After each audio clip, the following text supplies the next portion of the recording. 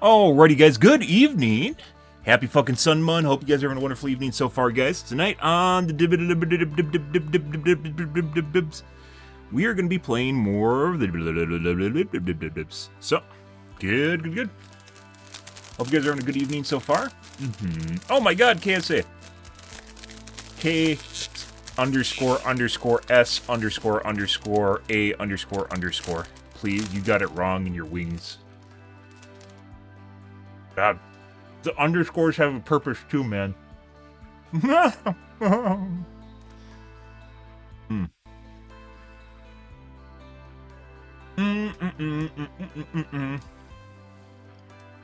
Yesterday, guys, we did play some Nemesis games, and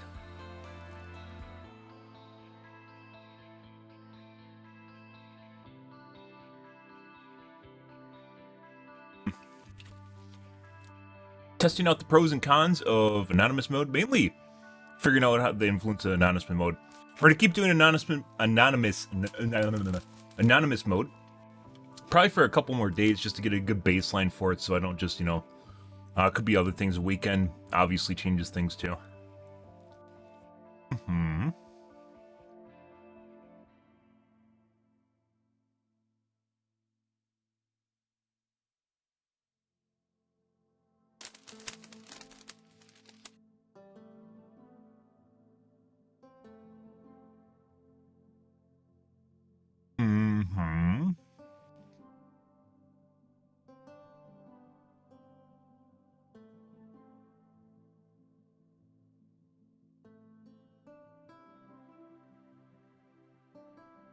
Radioactive disaster, narrowly disaster. We took a look already from the BBC about the Ukraine nuclear plant. It's kind of fucking weird, guys. So, both sides are playing with fire. Obviously, I'm not for Russia's invasion of Ukraine in any way, shape, or form. But fucking Russia continues to occasionally shell the nuclear power plant, and Ukraine continues to operate the nuclear power plant. It's actually kind of a weird thing that why both sides just don't leave. Like, the power plant should be mothballed until the war is over, and both sides should just leave. Because right now it can be used as a haven. Basically if you have a safe spot, you want to use it to your advantage, right? And both sides could potentially, and there have been examples of both sides using it as a haven for troops and stupid shit. And you don't want that. It's basically a dirty bomb. So if they blow up a nuclear power plant, it's essentially a dirty bomb that just leaks a shitload of radiation everywhere. Yeah. Both sides, by the way, in this particular instance, both sides are fucking kids. This is pretty absurd. And you can say what you want because, Russia obviously shouldn't be in Ukraine in the first place, but Ukraine should also not be operating basically what could amount to a dirty bomb if things don't go well. And they continue to do. So both sides are essentially at fault for what might transpire here, and I don't know why.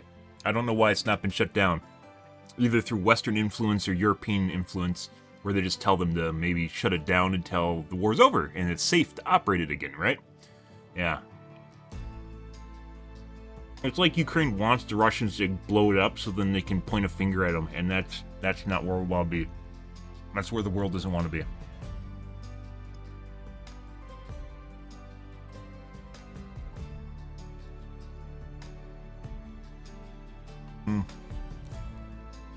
Problem with the next moon mission, we looked at the Artemis or the SLS. We talked a couple different times about it. We looked at a video about it yesterday.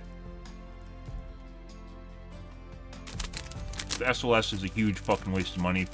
And it's a shitty version of the Saturn V. Or not even a Saturn V. It's like an abomination of the shuttles.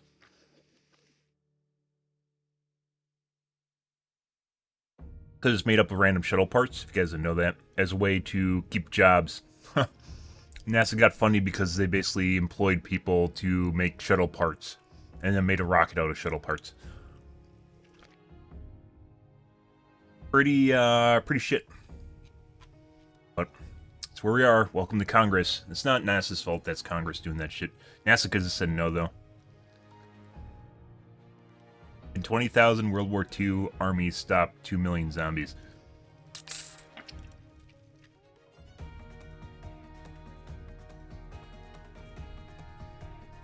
That's a channel. They use like a simulator program to try and do this. I think it's based on like Not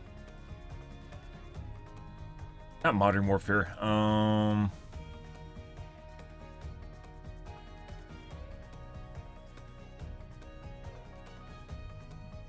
Not Civilization. Shogun?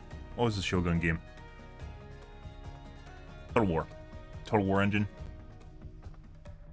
There's been a bunch of different Total War engines, or games, and obviously updates to the engine.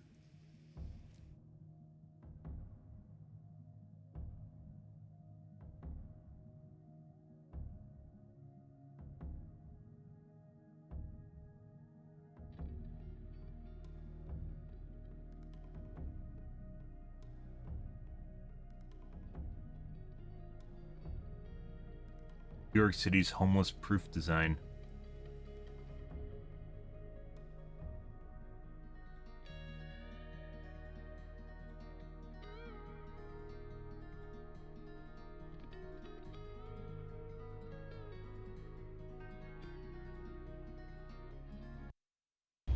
Hey everybody, how's it going? So if you needed any more proof that New York City was designed by assholes, I just thought I would put this here.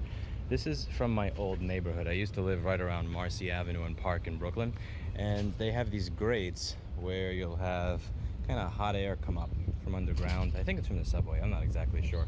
But it'll just kind of, I think it's like for ventilating the subway. And what happened in the winter, because you have a lot of homeless people in New York City, because of both mental illness and also the fact that a shitty studio apartment can cost upwards of $2,200.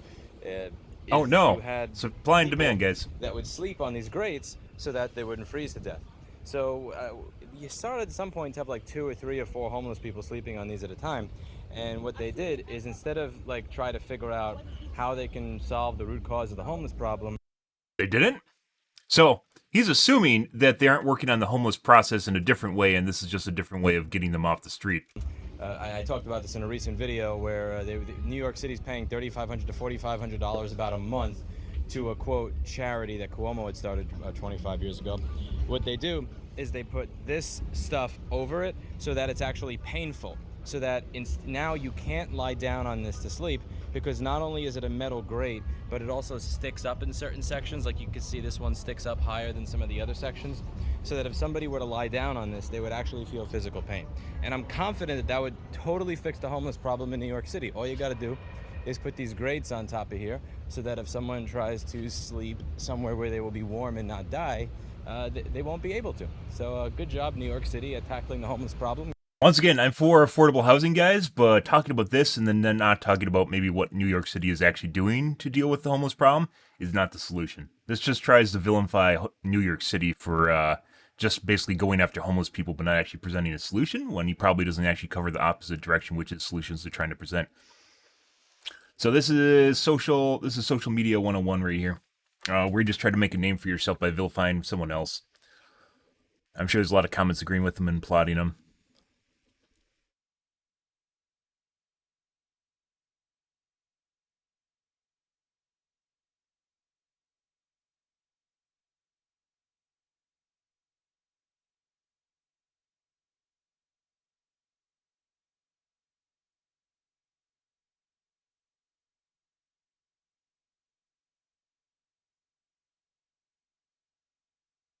By the way, I'm very much for affordable housing. We've talked about this before.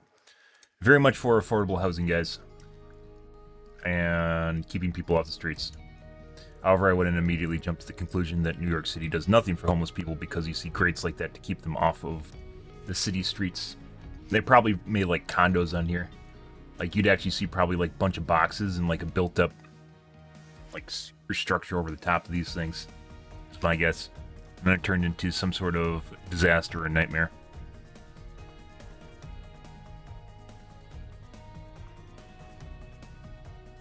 Very one-sided direction of a problem.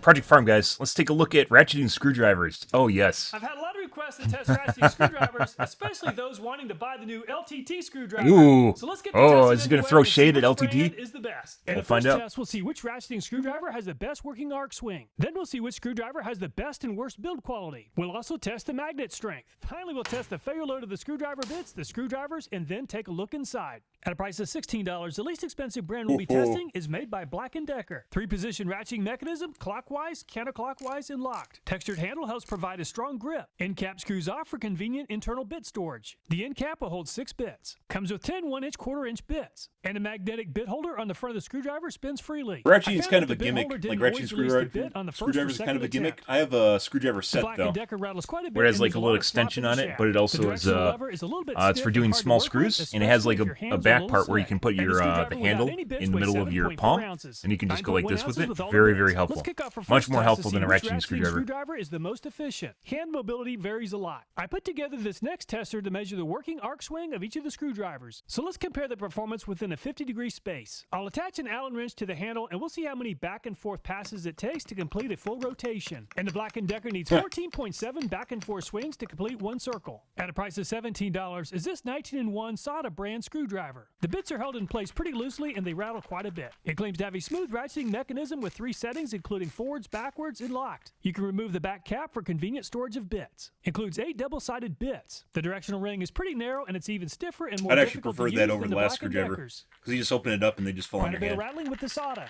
Without bits, the SATA weighs 7.7 ounces. Sound doesn't matter. Holding all the bits, the SATA is pretty heavy at 11.7 ounces. The SATA's ratcheting mechanism Those seems bits are quite also a bit really nice tighter because you can than put the them Black & in, Deckers. And the SATA moves into the lead at 12.5 passes. Also, the price is $17 is this I think Lennox this is pretty good. 8-in-1 ratcheting screwdriver. You put 'em in Heavy a texture screw gun. and mid-zone provides Electric maximum screwdriver? torque. The directional ring is pretty narrow and it's also positioned too far inward towards the handle grip zone. You'll probably have to reposition your hand to change directions. All the double-sided bits are stored within a removable shaft. And there's quite a bit of rattling with the Lennox. not the 11 noise. ounces for the Lennox. Very close to 12 ounces with the bits. And the Lennox seems just as stiff and tight as the SATA. And the Lennox takes the lead from the SATA at only 12 back and forth passes. At a price of $18 is this Husky brand. Includes 30 bits. Pull-out storage compartment holds 6 bits. The metal ring for changing directions is pretty stiff and would be very difficult to work with if your hands were slick. There's quite a bit of slop in the shaft. Quite a bit of rattling with the Husky. 6.3 ounces for the Husky. 7.4 ounces with the bits. And the Husky seems to move much more freely compared to the first 3 brands. And the Husky barely edges out the Lennox at 11.9 back and forth passes. At a price of $20 is this Klein Tools 15-in-1 screwdriver. 6 double-sided bits can be stored within the handle. The directional ring is in a great location, but it is pretty stiff and it doesn't offer much That grip. being said, a 4-in-1 screwdriver is Not actually too pretty much nice. rattling with the I Klein have a couple of Tools. those 6.9 ounces because for there's the a couple Klein. different With the bits on it, and then also 9.2 has a hex ounces. driver on Klein it Tools also moves very freely, common just like the Husky. sizes. And the Klein Tools moves into a 2-way tie Very for nice. second place with the Lennox at 12 passes. At a price of $24, Assuming you get a is sturdy this one. Milwaukee brand. Compared Oh. to the other brands, the There's open the style king. of the Milwaukee handle is a little There's bit the king. Is it gonna uncomfortable. hold true, 6 guys? bits can be stored Let's within find the out. handle. The directional lever is very easy to access and it offers plenty of grip. Quite a bit of rattling with the Milwaukee. 5.8 ounces for the Milwaukee. The bits add quite a bit of weight, 11 ounces. And the Milwaukee has very little slop within the ratcheting mechanism. And the Milwaukee moves into a commanding lead over the Husky at only 10 passes. At a price of $34 is this Mega Pro brand. 6 double-sided bits can be stored within the handle. The directional ring is in a great location and it's very easy to grip. Oh, Very little rattling with the Mega Pro. 5.75 ounces Do for everything the Mega well? Pro. With the bits, the Mega Pro weighs 7.7 ounces. And the Mega Pro moves very easily, just like the Husky. And the Mega Pro moves into the lead over the Milwaukee at only 9.5 passes. Very impressive. At a price of $34 is this Irwin 8-in-1 screwdriver. Accepts standard, double-ended, and power and insert bits. In order to access the directional ring, you'll probably have to reposition your hands, and the directional ring is pretty stiff. Not too much rattling with the Irwin. The Irwin weighs 11.1 That's pretty nice, so it's ounces. actually compatible With the bits, with, 12.1. And the ratcheting mechanism on the electric Irwin screwdriver seems bits. very stiff, just like the Lennox. And it also performed just like the Lennox at 12 passes. At a price of $36 is this Williams brand. Includes 5 bits. Ergonomically designed handle for greater user comfort looks and like a piece of control. shit. The directional lever is very easy to access and it offers great grip. The bits are stored loosely inside the handle, which allows for quite a bit of rattle. Oh, no. The Williams weighs 6.9 ounces, with the bits 7.74. And the Williams moves very freely, just like the Mega Pro. 11.8 passes is good enough to move into the 3rd position. At a price of $40, Maybe it'll is this perform, though. Clearance 2-position screwdriver. Includes straight or pistol grip handle. 45-tooth ratcheting mechanism. Even includes 2 LED lights to illuminate the work area. You have to push in the 2 tabs on the side of the screwdriver to That has access to be the bits. like a 8.9 toggle. ounces for the gear wrench. Looks like you have With to hold the it. bits, That's not something you 9.9. want. Just like the Williams, the gear wrench also moves very freely. And the gear wrench barely edges out the Williams at 11.6 passes. At a price of $47, is this Wera brand? The grip has an anti-roll feature and has an integrated magazine that holds 6 bits. 5 bits for a small return angle. The Wera is pretty tight. Did you guys see that? No rattle. The directional ring on the Wera is very easy to access and offers very good grip. 6.46 pops ounces out. for the Wera. With the bits, That's what she 7.5. said. And the Wera's ratcheting mechanism moves very freely, but there's a lot of slop. 14.5 back and forth passes for 1 complete rotation. At a price of approximately $70, is this LTT screwdriver? In case you're wondering, I did purchase the LTT screwdriver since I purchased all the products tested on the Project Farm channel. Includes 12 bits. Just like the Mega Pro, the handle end rotates freely. All 12 bits can be stored within the handle. The directional ring is very easy to access and it offers very good grip. And the ratcheting mechanism is a highly modified Mega Pro version to allow for less back drag and ratcheting noise. The LTT screwdriver is on the right and it's a little bit shorter than a standard 1-inch bit. So 12 of the That would mean it would be a problem to actually use it in a screw gun. This one you could potentially use in a screwdriver. This would be very difficult, and there's less purchase, less area that the teeth, or what is it called? Chuck could actually grab onto the bit, and actually these would be more likely to snap. So I would say this is actually a useful feature. This is basically about the bare minimum you need to grab onto it with a screwdriver. This is a little bit too little. You could still do this with the screw gun, but yeah, I wouldn't. Shorter LTT They also look bits like they're fit special just these fine in things, the so you handle, can't but change only them out. 6 of the 1-inch bits will fit. It's supposed to be able to handle up to 221 inch-pounds. We're going to test that.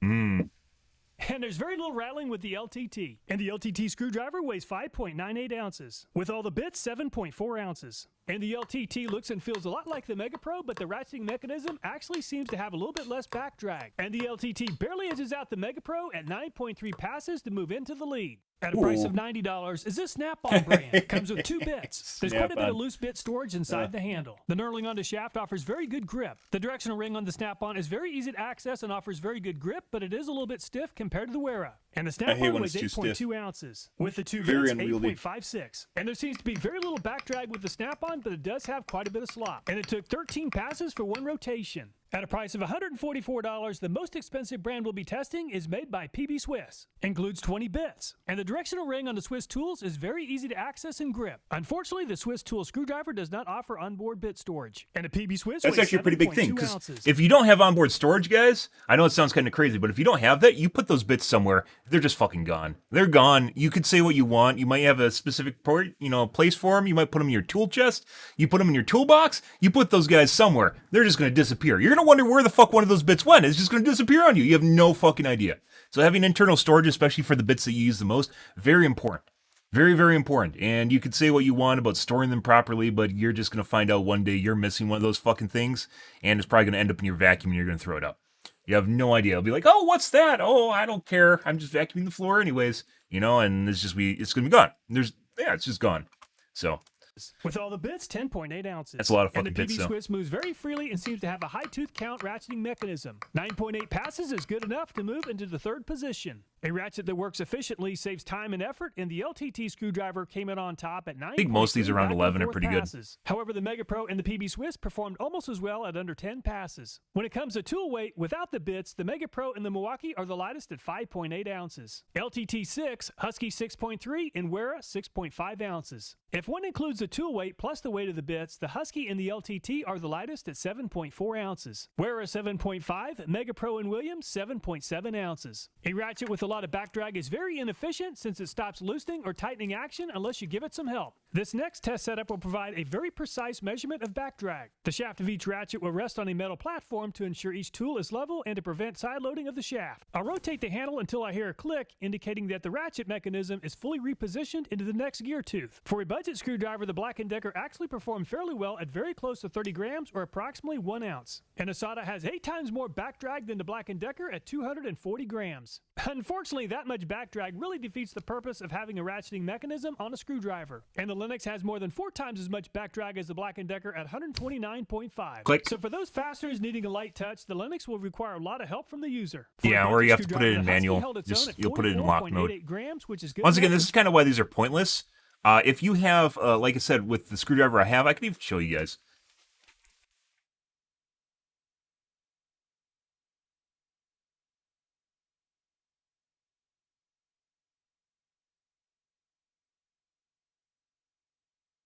It's obviously not for heavy duty. This is for dealing with a bunch of small screws like laptops or whatever. This is the guy that I have, and they sell them on Amazon.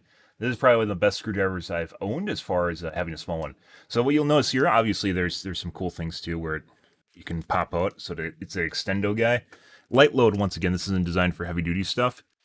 But what's really nice about this is you put it in your hand like this and you just spin it.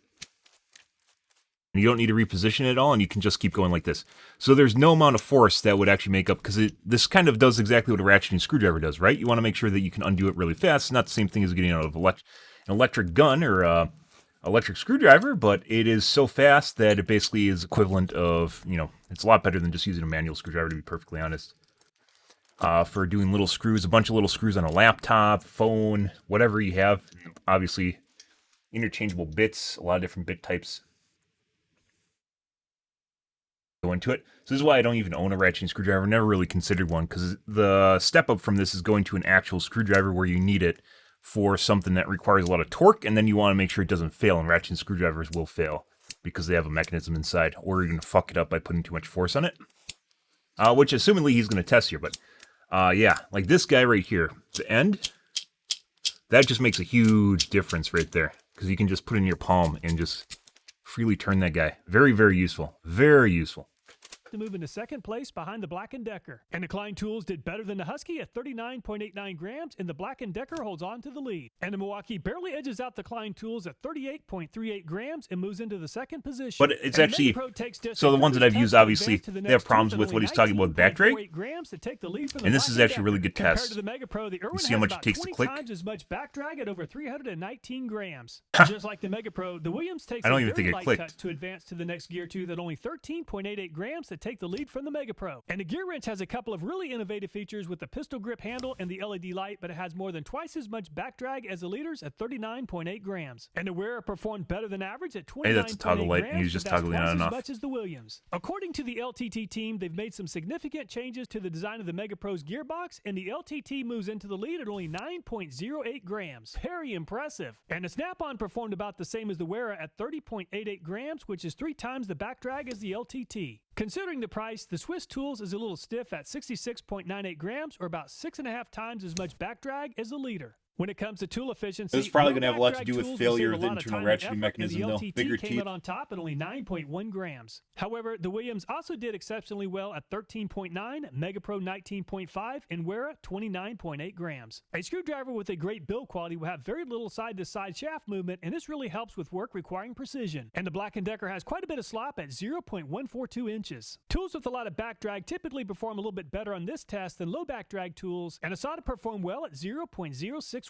inches. And the Linux also has a lot of back drag, and it has the least amount of shaft wobble yet at 0.048 inches. And the Husky has low back drag, but it also has about saying this is equivalent as much to the slop teeth? as the Linux at 0.081 inches. The amount of force it takes to rotate it? I don't think those would be one and the same. A little bit better than the Husky shaft at could have 0.072 inches. And the bearing of Milwaukee some has about kind. the same back drag as the Klein Tools, but it has the most slop yet at 0.152 inches. Even though the Mega Pro has very little back drag, it still performed very well in this test. Probably none of and these have takes the bearings lead in them, from by the way. Linux at 0.041 inches. Ratcheting And the Irwin mechanism has has the a most bearing. back drag of all the brands, and that helped it on this test. It's 0.041 inches, the same as the Mega Pro. And the Williams has even less back drag than the Mega Pro, and it performed almost as well on this test at 0.048 inches. And the gear wrench really struggled on this test with far more slop than the other brands at over 1/4 inch of movement. And the Wearer has about 50% more side-to-side movement than the Mega Pro and the Irwin at 0.066 inches. I'm not sure why And this the would matter. LTT borrows a lot of its design from the Mega Pro, and it performed Obviously, the same we're on just this going to see test critical at failure at some 0.041 point, so inches you to can move use this as into a predictive three-way measure tie for critical first failure. place. And the Snap-on has quite a bit more slop than the top 3 brands at It matter that much. 0.061 inches. And the PB Swiss barely edges out the Snap-on at 0.058 inches, but that's not nearly enough to move into the lead. If you're looking for a screwdriver for work that requires a lot of precision, the Mega Pro, Irwin, and the LTT Yeah, I don't even think have the so. Once least you get amount it of in on the side-to-side screw, I shaft don't think it would matter movement much. at 0.041 Because if you need a light inches. touch, The you're Linux obviously and the going to Williams aren't also because of the performed wobble in well the at first place. 0.048. Let's compare the amount of shaft rotation in the lock position at 4 inches from the shaft. And the Black & Decker allows for quite a bit of rotation at 0.708 inches. That's very close to 11 degrees of rotation. And Asada performed better than the Black & Decker at 0.519 inches, or very close to 8 degrees of shaft rotation in the lock position. And the Linux performed better than the Black & Decker, but not quite as good as Asada at 0.637 This probably has a lot to do with the teeth, inches. how fine the teeth And are the Husky internally. barely edges out the Asada to move into the lead at 0.495 inches. And the Klein tools couldn't quite match the performance of the Husky at 0.547 inches. And the Milwaukee moves into the lead at 0.308 inches, or just over 5 degrees of rotation. And the Mega Pro also performed very well at 0.42 inches, which is good enough to move into the second position behind the Milwaukee. And the Irwin performed about the same as the Black & Decker at 0.718 inches, or around 11 degrees of rotation. And the Williams performed better than average at 0.556 inches, but that's almost twice as much rotation as the Milwaukee. With the two-position handle contributing to some movement, the gear wrench really struggled in this test at over an inch. And the Wera also struggled quite a bit on this test at almost an inch. Compared to the Mega Pro, the LTT has a little bit different gearbox design and a lot less back drag, but that hurt it on this test at 0.745 inches. And the Snap-on performed very close to average on this test at 0.599 inches. And the PB Swiss is really dialed in at 0.17 inches, or only 2 to 3 degrees of rotation. In the lock position, the PB Swiss performed exceptionally well at only 0.17 inches of rotation. The Milwaukee finished in second at 0.308, Mega Pro 0.42, and Husky 0.495 inches. Have you ever dropped a screw and then you couldn't find it? Using the bits that came with the screwdrivers, let's test the magnetic strength of each brand. And the Black & Decker isn't able to pick up a screw. And the SATA's magnet just isn't too strong at 8.1 grams. And the Linux performed about the same as the SATA at 8.3 grams. And the Husky's magnet offers very little help, but it isn't able to lift a screw. And the Klein tools performed about the same as the Husky. And the Milwaukee is not magnetized. And the Mega Pro isn't magnetized either. And the Irwin struggled to get the scale's attention at only 2.58 grams. And the Williams is the first screwdriver in the testing so far that offers a productive magnet. 68.89 grams is plenty of strength. Ooh. And the gear wrench has the second best magnet yet at 49.88 grams, or about 20 grams less than the Williams. And the Wera barely edges out the Williams at 69.8 grams to move into the lead. You can't pick up a screw off the ground, that's the problem. Like Like you drop it somewhere off the side and you're like, shit, man. And the LTT takes the lead from the Wera at 89.9 grams, or about 20 grams better. An accessible spot, you just leave it there. It does include a dedicated Unless you really magnet need it. in the set. And the magnet is strong enough to lift the screw, the block of wood, and the scale at over 300 grams. And the Snap-on offers a pretty good magnet at 54.9 grams, which is good enough to move into fourth place behind the Williams. If you're looking for a screwdriver that won't drop screws, the PB Swiss did a phenomenal job at 199.48 grams, or more than twice as much as the competition. Very impressive. Using the bits that came with the screwdriver, the PB Swiss came in on top at 199.5 grams of magnetic pull. LTT performed well at 89.9, Wera 69.8, Williams 68.9, They're pretty expensive magnets, Snap-on 54.9 grams. And some ratcheting screwdrivers just don't do a very good job of maintaining a good grip on the bits. And the Black & Decker performed fairly well on this test at 989 grams, or 2.2 pounds. You're a pig today. And the I see. SATA performed a little bit better than the Black & Decker at 1,227 grams, or about 2.7 pounds. And the Linux performed very close to the same as the SATA at 1,216 grams. And the Husky gave up a little bit sooner than the competition at Absolutely hate when you pull the bit out of the thing and you're the like, Klein fuck. tools performed well at 1,155 grams. And the Milwaukee also performed well at 1,181 grams, which is good enough to move into the fourth position. And the Mega Pro performed about the same as the Husky at 890 grams. And the Irwin performed almost the same as the SATA at 1,220 grams to move into the second position. And the Williams let go at 898 grams, which is very close to the same as the Mega Pro and the Husky. And the gear wrench almost made it to 1,000 grams before letting go. And the Wera maintained the strongest hold yet, finally letting go at 1,436 grams, or almost 3 It appears like pounds. if he goes at an angle, that would LTT actually influence performed the well in results this too, like test the at last bit. 1,201 grams, or almost 2.7 pounds. Unfortunately, the Snap-on gave up early on this test at 498 grams. And the PB Swiss has by far the strongest magnet for picking up screws, and it also came out on top on this test at 2,199 grams. Very impressive. And the screwdriver that has Very the best impressive hold is on also bits 150 the PB Swiss bucks. at 2,199 grams, or just over 4.8 pounds. The Wera finished in second at 1,436, SATA 1,227, and Irwin 1,220 grams. Using the factory-supplied screwdriver bits, let's test the failure load of the Phillips No. 2 next. I'll be using a drill press with the wheel attached to the lever arms. With 20 pounds attached to the lever arms, there's about 140 pounds of downward force on the screwdriver handle. And the Black & Decker screwdriver broke the Black & Decker bit at 96 inch-pounds. A look under the microscope, and the bit sheared without twisting the flutes. And the SATA is a lot stronger than the Black & Decker, with the bit finally breaking at 126 inch-pounds. The bit did experience quite a bit of twisting before it finally broke. And the Linux also performed well at 115 inch-pounds, or 19 inch-pounds more than the Black & Decker. The bit is extremely brittle, and it snapped without any visible twisting. And the Husky performed well, making it to 120 inch-pounds when the bit finally broke. And the Husky bit isn't Brittle quite as also brittle generally as the means Linux that bit. And the Klein tools it is won't the first give bit to up till that experience point, cam out at which could 111 be good or bad inch-pounds. depending And on the way the bit you is see it. badly twisted, but it stayed in one piece. and the Milwaukee gave up a little bit sooner than average at 108 inch-pounds. The tip of the bit broke off, and the flutes I thought it'd experienced actually be a piece of shit, and but the it actually Mega looks Pro like moves it's into the lead over semi-decent, the so. SATA at 130 inch-pounds But also before really jamming expensive. out. The bit is badly twisted, and Irwin barely edges out the SATA to move into the second position at 127 inch-pounds. Just like the Linux, the Irwin bit is very hard and broke without significant bending of the flutes. And the Williams bit gave up a little bit early at 110 inch-pounds. And the bit is pretty brittle, and it broke without twisting the flutes. And the gear wrench refused to break, and it finally cammed out at 141 inch-pounds to take the lead from the Mega Pro. Unfortunately, the bit is badly damaged. And the Wear also refused to break and cammed out at 118 inch-pounds. Compared to the gear wrench, the flutes on the Wear are more oval-shaped and just don't offer as much grip as some of the other brands. And the LTT performed well, finally breaking at 128 inch-pounds. And the bit broke without twisting the flutes. And the snap-on snapped off at only 105 inch-pounds or 9 Like you're saying, inch-pounds so better if than the Black bit, and the $144 PB if it Swiss deforms, finally broke at then it's not gonna 144 grip as well. inch-pounds to take the lead from the gear wrench. And it's gonna be Very fucked to begin with, impressive. so. And the brand that sells the strongest Phillips bit is the PB Swiss, which broke at 144 inch-pounds. The gear wrench performed almost as well at 141, Mega Pro 130, LTT 128, and Irwin 127 inch-pounds. All of the screwdrivers outlasted the bits. So all the screwdrivers have more than enough strength for their bits, and there shouldn't be any risk of failure unless the screwdrivers are abused. So let's go ahead and abuse and break the screwdrivers so we have an excuse to take them apart. And the ratcheting mechanism on the Black & Decker first popped out of position at 213 inch-pounds, which is well beyond the hand strength of most people.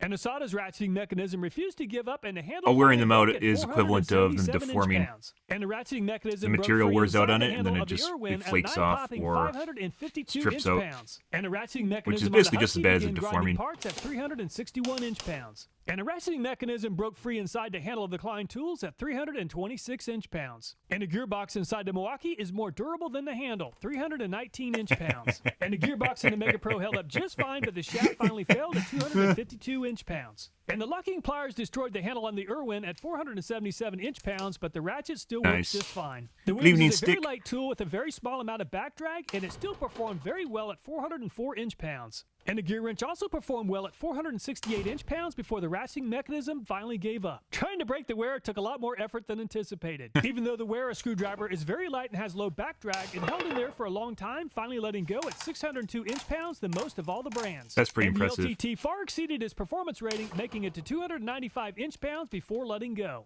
And the snap-on began grinding teeth at 335 inch-pounds, and the shaft finally failed at 433. And the ratcheting mechanism of the PB Swiss began spinning out inside the handle at 230 inch-pounds. And the ratcheting mechanism held up just fine. Let's go ahead and tear down a few ratchets, beginning with the gear wrench. And the gear experienced minor damage, and one of the two paws experienced damage to several teeth. And the gear and the paw design of the Wear seems very similar to the gear wrench. Just like the gear wrench, one of the paws experienced a lot of damage. And the plastic piece inside the I don't know Mega Pro specifically that what their fits into the screwdrivers are. slot appears to regulate the ratcheting direction and the amount of back drag. Instead of using a traditional paw design, the Mega Pro uses a single paw that allows for a very low back drag. Let's take apart the LTT. And the LTT looks very similar to the Mega Pro. And it looks like the main gear caused a lot of damage to the paw. And the paw on the left is supposed to have a sharp edge, but it's been ground flat by the gear. And the paw on the right has not experienced any damage. So is the Mega Pro the same as the LTT? While they look the same, there's actually quite a bit of difference, beginning with the ratcheting mechanism housing. The plastic fitting on the left is from the LTT, and it's got a shorter profile than the Mega Pro's, which is on the right. I think this helps explain the performance difference between the two brands. So LTT probably commissioned a company to make a screwdriver, and they copied the Mega Pro design. So it is probably original, but at the same time, it's a copy design. But they made some improvements. Yeah, my guess is it's not sold. Mega Pro probably does not sell the LTT screwdriver to LTT, but rather a company that LTT commissioned just copied the Mega Pro design. Two screwdrivers are definitely not the same. So which screwdriver is best? I decided not to include Which, the bit I in mean, the screwdriver that's destruction basically what test China and does. ranking, since this really isn't a style of tool that's designed for rugged use. And the PB Swiss came out on top with the highest average ranking of 3.3. The LTT also performed very well with the ranking of 3.8, Mega Pro 5.3, But also pretty and close to the Mega Pro. 5.5. If you're looking to buy a ratcheting screwdriver, what's more important than this ranking is to consider how you plan to use the screwdriver and which capabilities are most important to I think you. this is probably For one of the best example, tests. maybe bit retention isn't that important to you. Getting rid of that category changes the outcome. A big thank you to everyone that requested this review, including those that wanted to see the LTT screwdriver reviewed. A lot of people want to know which screwdriver is the best, and I think that really depends on what you're looking for. All the videos in this channel, including this one, are viewer suggested. So if you have Love a it. video idea, I hope you take time to leave a comment. Thanks so much for watching. Please take care, and I look forward to next time.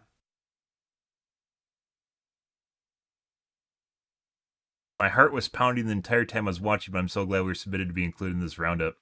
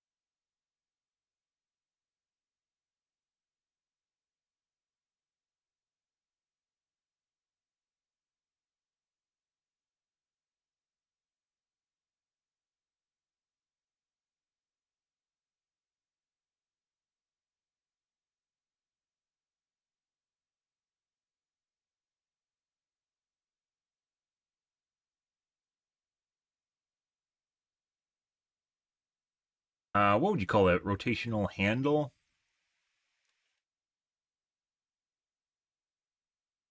Rotational back piece. This guy right here.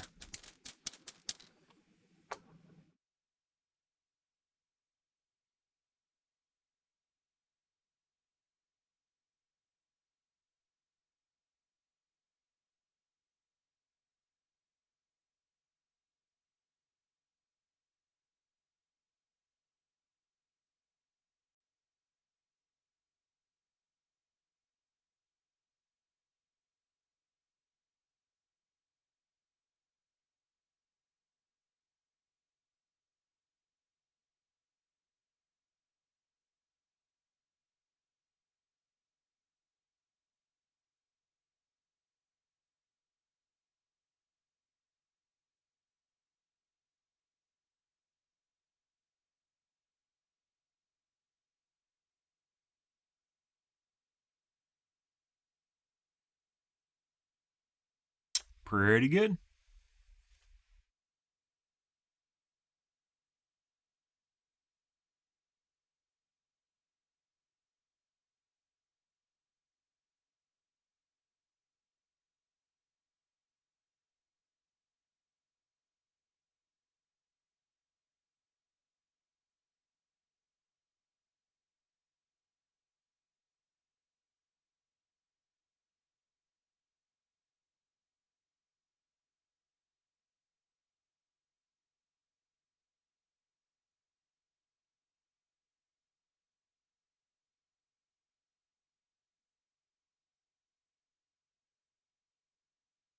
Huh.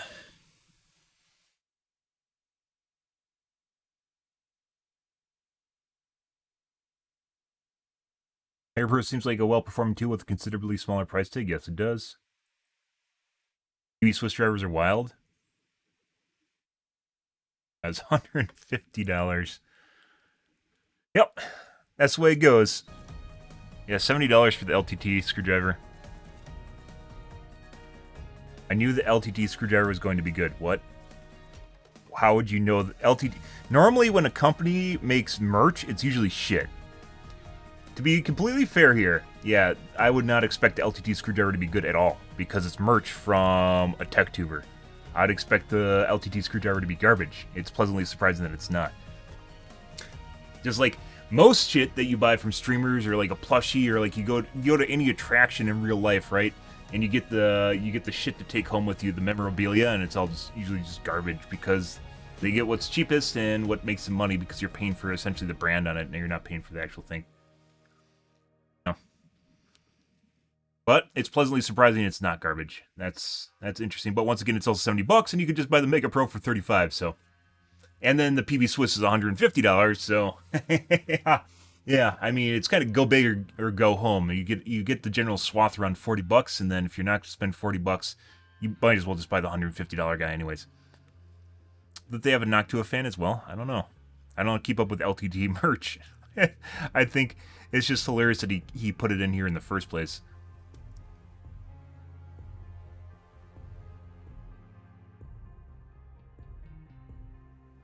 Companies are trying to sell you an entire line of tools, LTT1 super hard, and one tool, and it really shows what.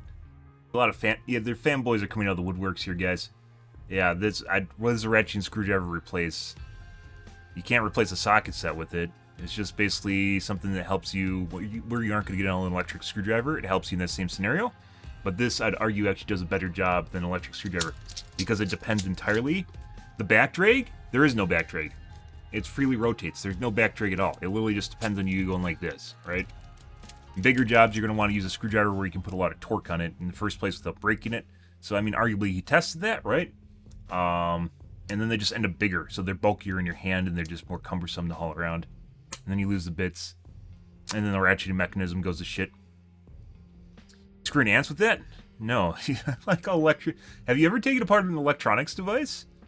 A laptop, monitor, phone, anything that's small, radio, you know, when you get past the big nuts, the big screws. Yeah. You're in a different category, and there's usually enough, you don't need to really ratchet on it, so there's enough force in your hand to go like this. It has a special screws kit. Yeah. Oh, fuck them. Yeah, okay, you're just not even going to deal with the fact that they have small, yeah.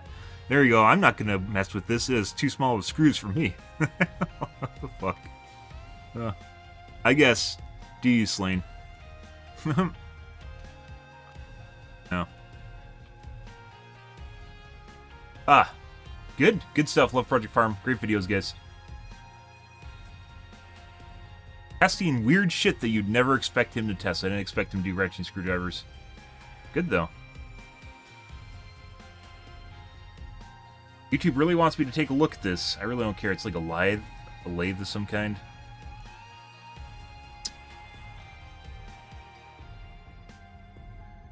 By burying your highways underground doesn't work. Tectonic shifts and collapses? What? Sensationalist.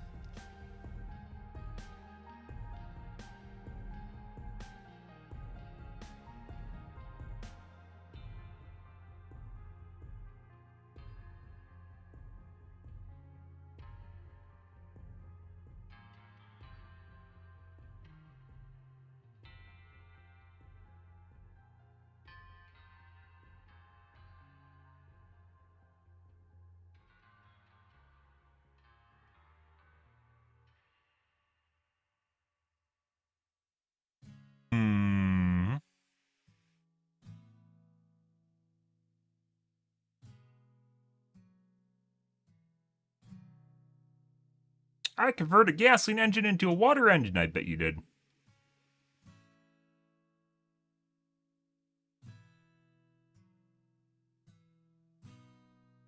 '90s tractor right there. Maybe a little bit newer than that, 2000. Late 90s, early 2000s.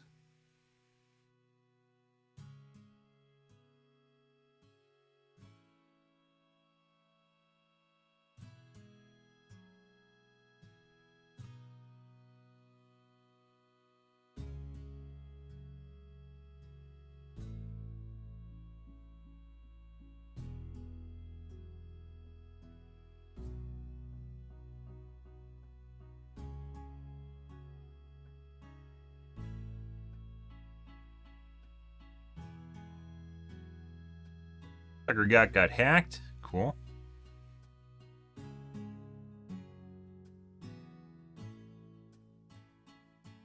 Guy that uncovers culverts and people watch it for some reason.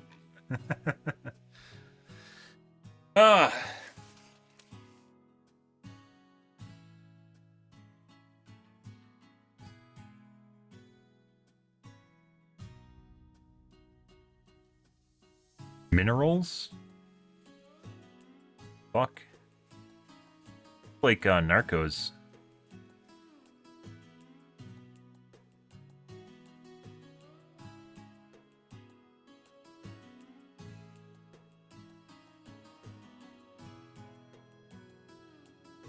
Ah, it's a play on Breaking Bad.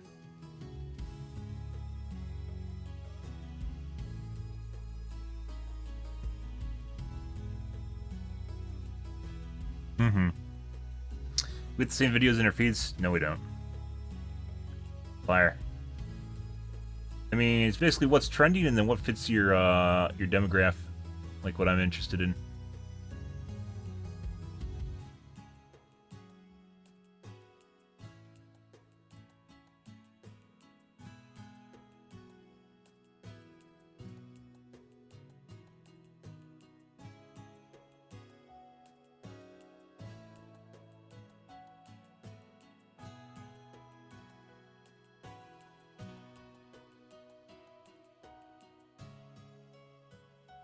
A gas-powered Xbox controller. I see.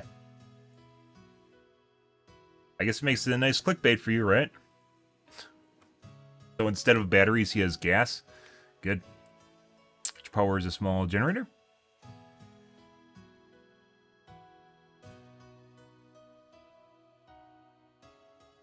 Death Valley Flood destroyed our road. Now what? Oh no! You take your millions of dollars that you own and you make a new road. It'll be beautiful. And everyone will cheer and laugh and giggle with you, and they'll hold each other and...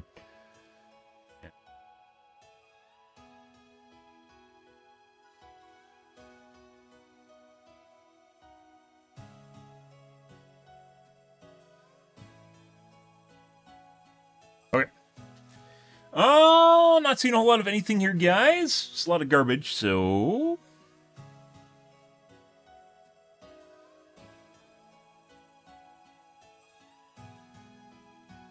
basically waiting for tech release next month. Actually, this month.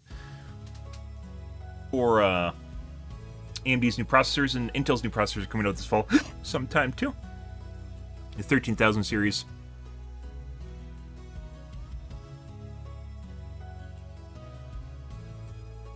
Mm-hmm.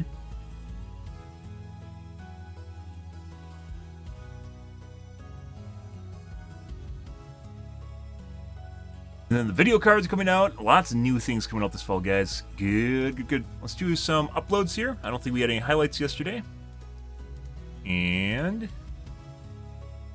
Buzz.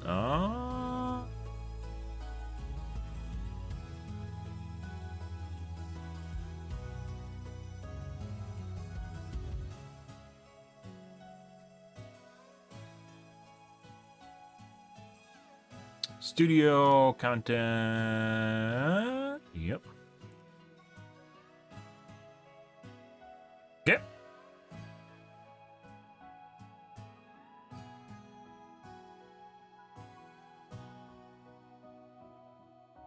Recorded August. Oops. September.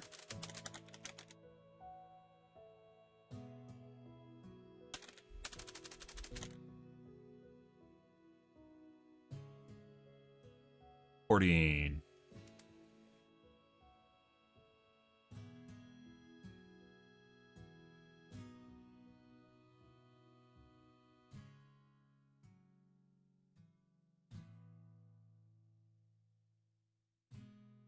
Trim this.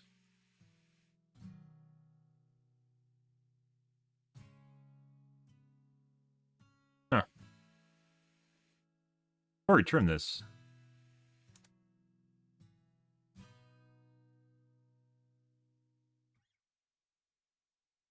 For my videos.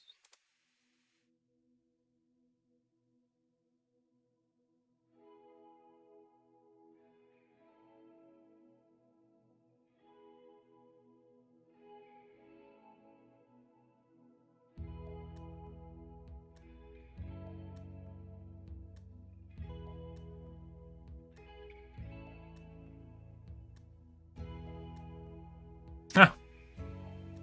You can see where I stop and I talk about things and I continue.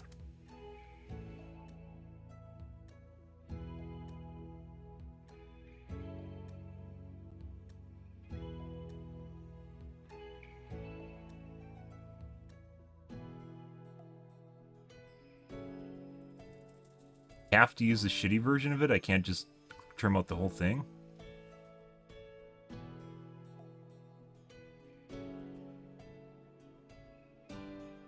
doesn't actually detect that I trimmed out the whole thing.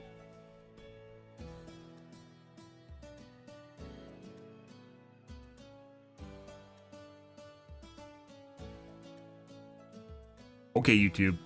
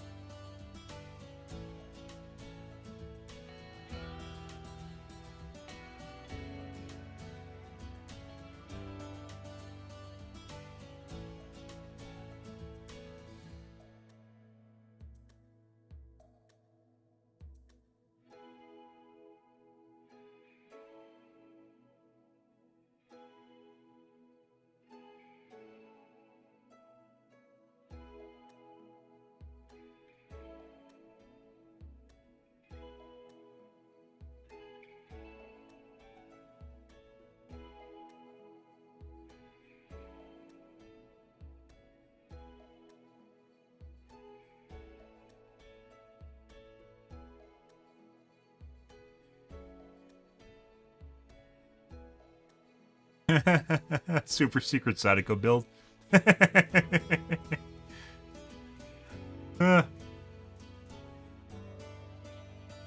Which was garbage, by the way.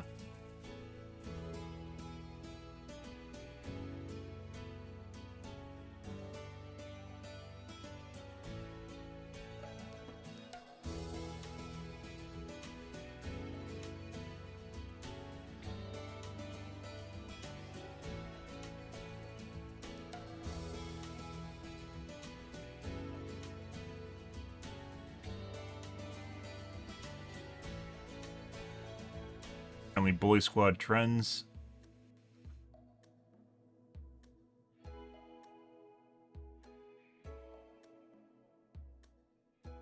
Tech, I guess tech in the name.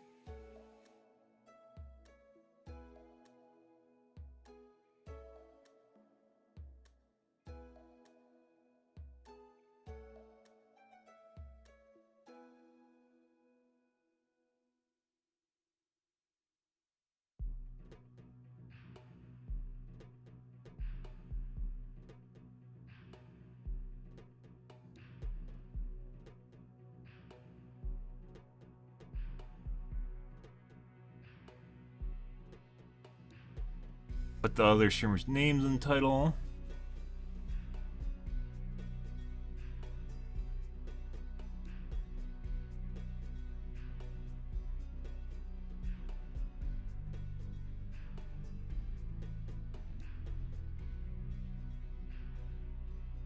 This one I change tags on it.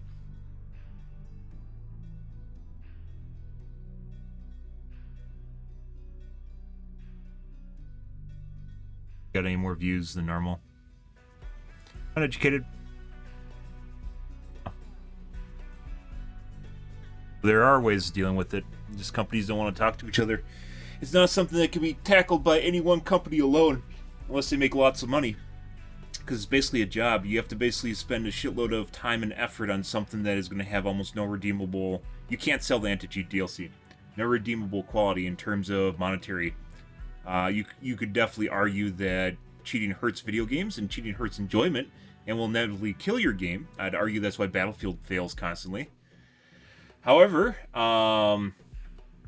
in the case of just like a straight out graph, right, you can look at it and you can realize that you're spending X amount of money on anti-cheat and you don't get to sell it, right? You're putting developers in charge of something that you can't monetize. And I think that's one of the unfortunate realities of anti-cheat is that companies can't afford to do it if they're too small. That being said, they should put some level of anti-cheat in it.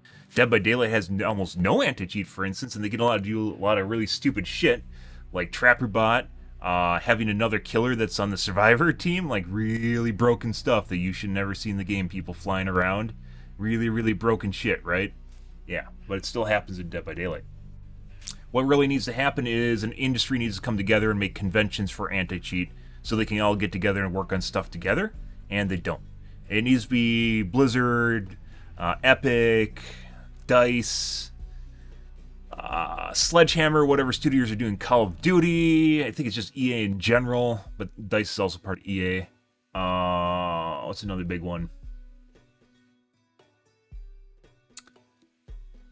Riot all need to get together and need to pool their resources and have a conference where they can discuss stuff and discuss techniques to actually deal with cheating.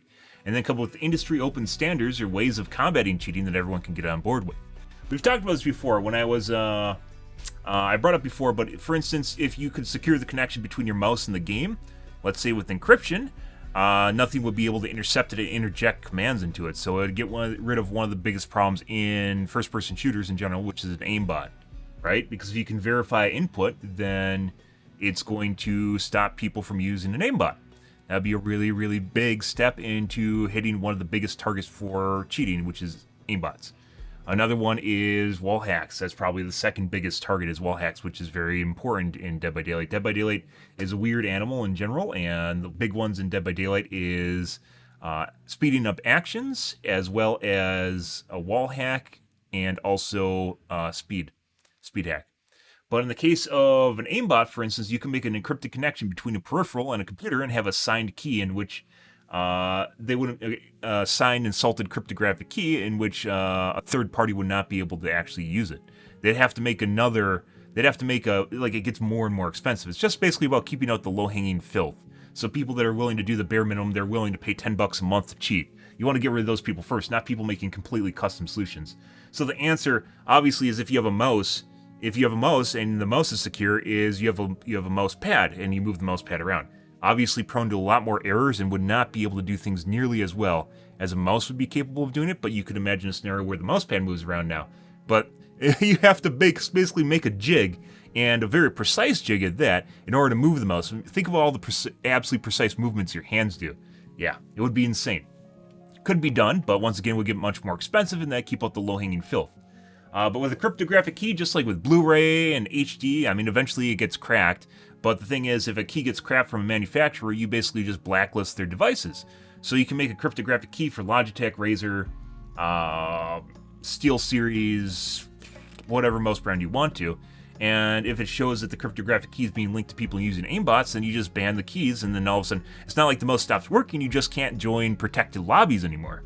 And which basically bricks your mouse, but that's the fault of the manufacturer for leaking their keys, so you can blame them.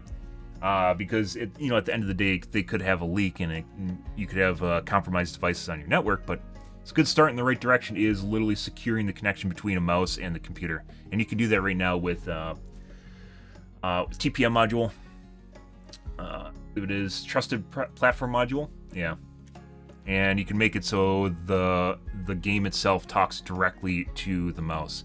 And then it would have to essentially you'd have to break the game in order to get past it, right? Or you'd have to have a manual solution dealing with the mouse pad. Yeah, I mean, just because they have a kernel driver does not mean it's impenetrable. Valorant touted that a long time, right?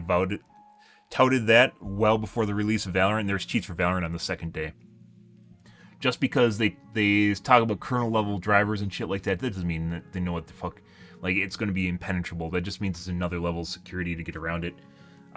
Councils basically are one of the best ways of dealing with cheating, and people can still cheat. Councils is much more difficult. much more difficult. But that's because it's a secure OS, right? You can't install stuff to your console just willy-nilly. You can jailbreak it and potentially ruin it at the same time, like you won't be able to sign online or whatever. You could jailbreak your console and attempt to get around it, but one of the most susceptible ways of getting through stuff is because the platform is insecure. But yeah, that's it's a cat and mouse game, just like with antivirus and virus. It's exactly the same thing as antivirus and virus for Windows or any OS, where you make a patch, you fix stuff, you fix security holes, and people come up with other ways of breaking it.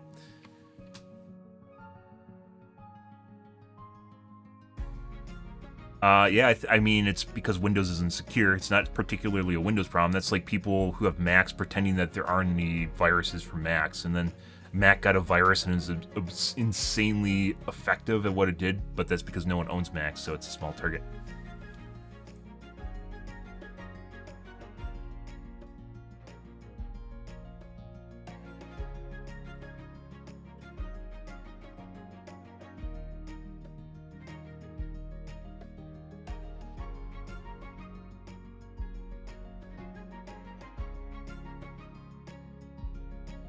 Yeah.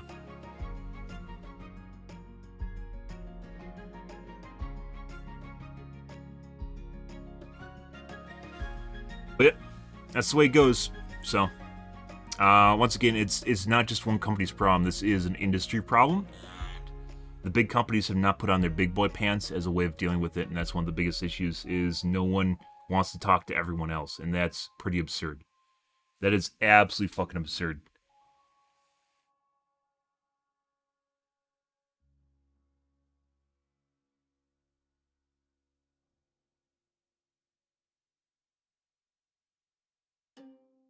Why did I private this? Upload it later? Yeah, I think I re-uploaded that.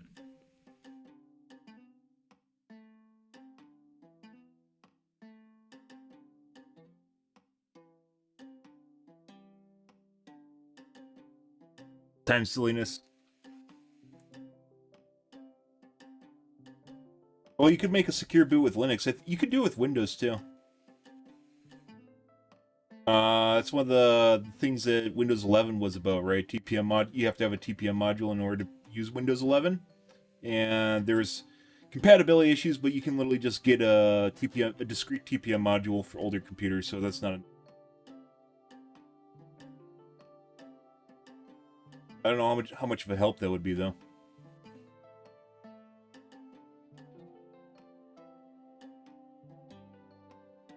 But if you make something like that, then you'd have to have a secured store where you can get stuff off of, right? And you can't install other things. And basically, I think what it would amount to is have like a Linux version where you boot into it and you can't change anything in it except getting it from a signed source is basically what it comes down to. So you make a Linux distribution, kind of like what Steam Machine was supposed to be, the Steam OS was supposed to be. You get assigned marketplace, and you can't basically down anything. You can't download anything else. You can't modify anything. Basically like a console. You can't change anything. So you just have another hard drive you basically would install something onto, right? You wouldn't be able to change it at all.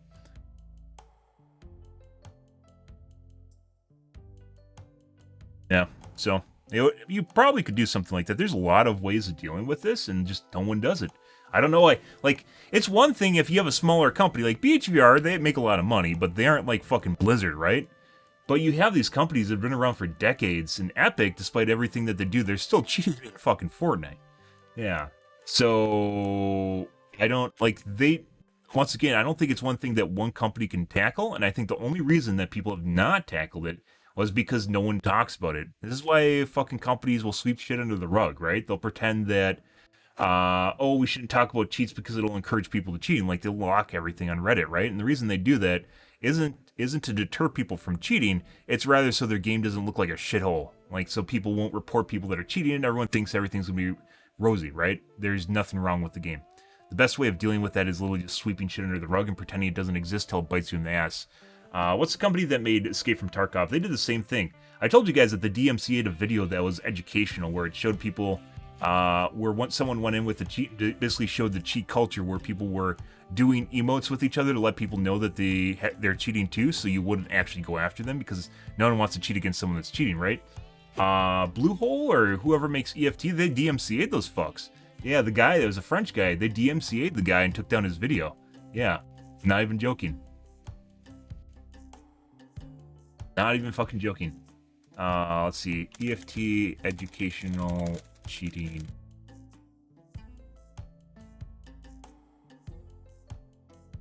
This is me.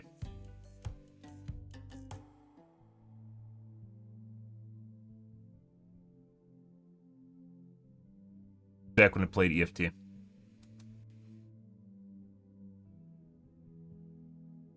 Yeah. So once again, why would they spend money on anti-cheat when they can just take down a video? I'm gonna go watch my coffee cup out, guys. Be right back.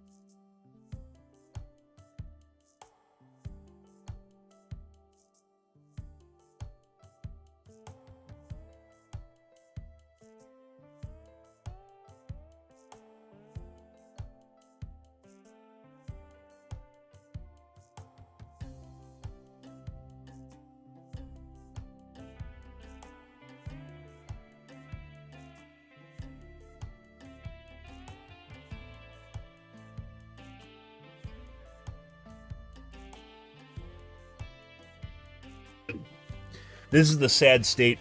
This is the sad state the video game industry is in. And it's a self-perpetuating cycle where no one wants to take the first hit to their income or whatever. And no one wants to talk to each other, and this is where we're stuck right now. In kind of limbo. I honestly think no competitive game online, no competitive game is safe right now. And as such, it's basically a farce. You basically have people that are cheating on Twitch. Like, I've talked before about, like, going to Apex streamers and watching this fucking stare at people through walls. Who the fuck does that shit? Like, it's like sea level. Back when I was playing, like, one of the best cheaters I've ever seen are in Counter-Strike, where they do not ever look at people directly through walls. If you're looking directly at people through walls, you... What? Yeah, like, you don't look at... Are you a gamer? When do you look at people through walls? You can't see people through walls. There's no one there. You can't see through the wall.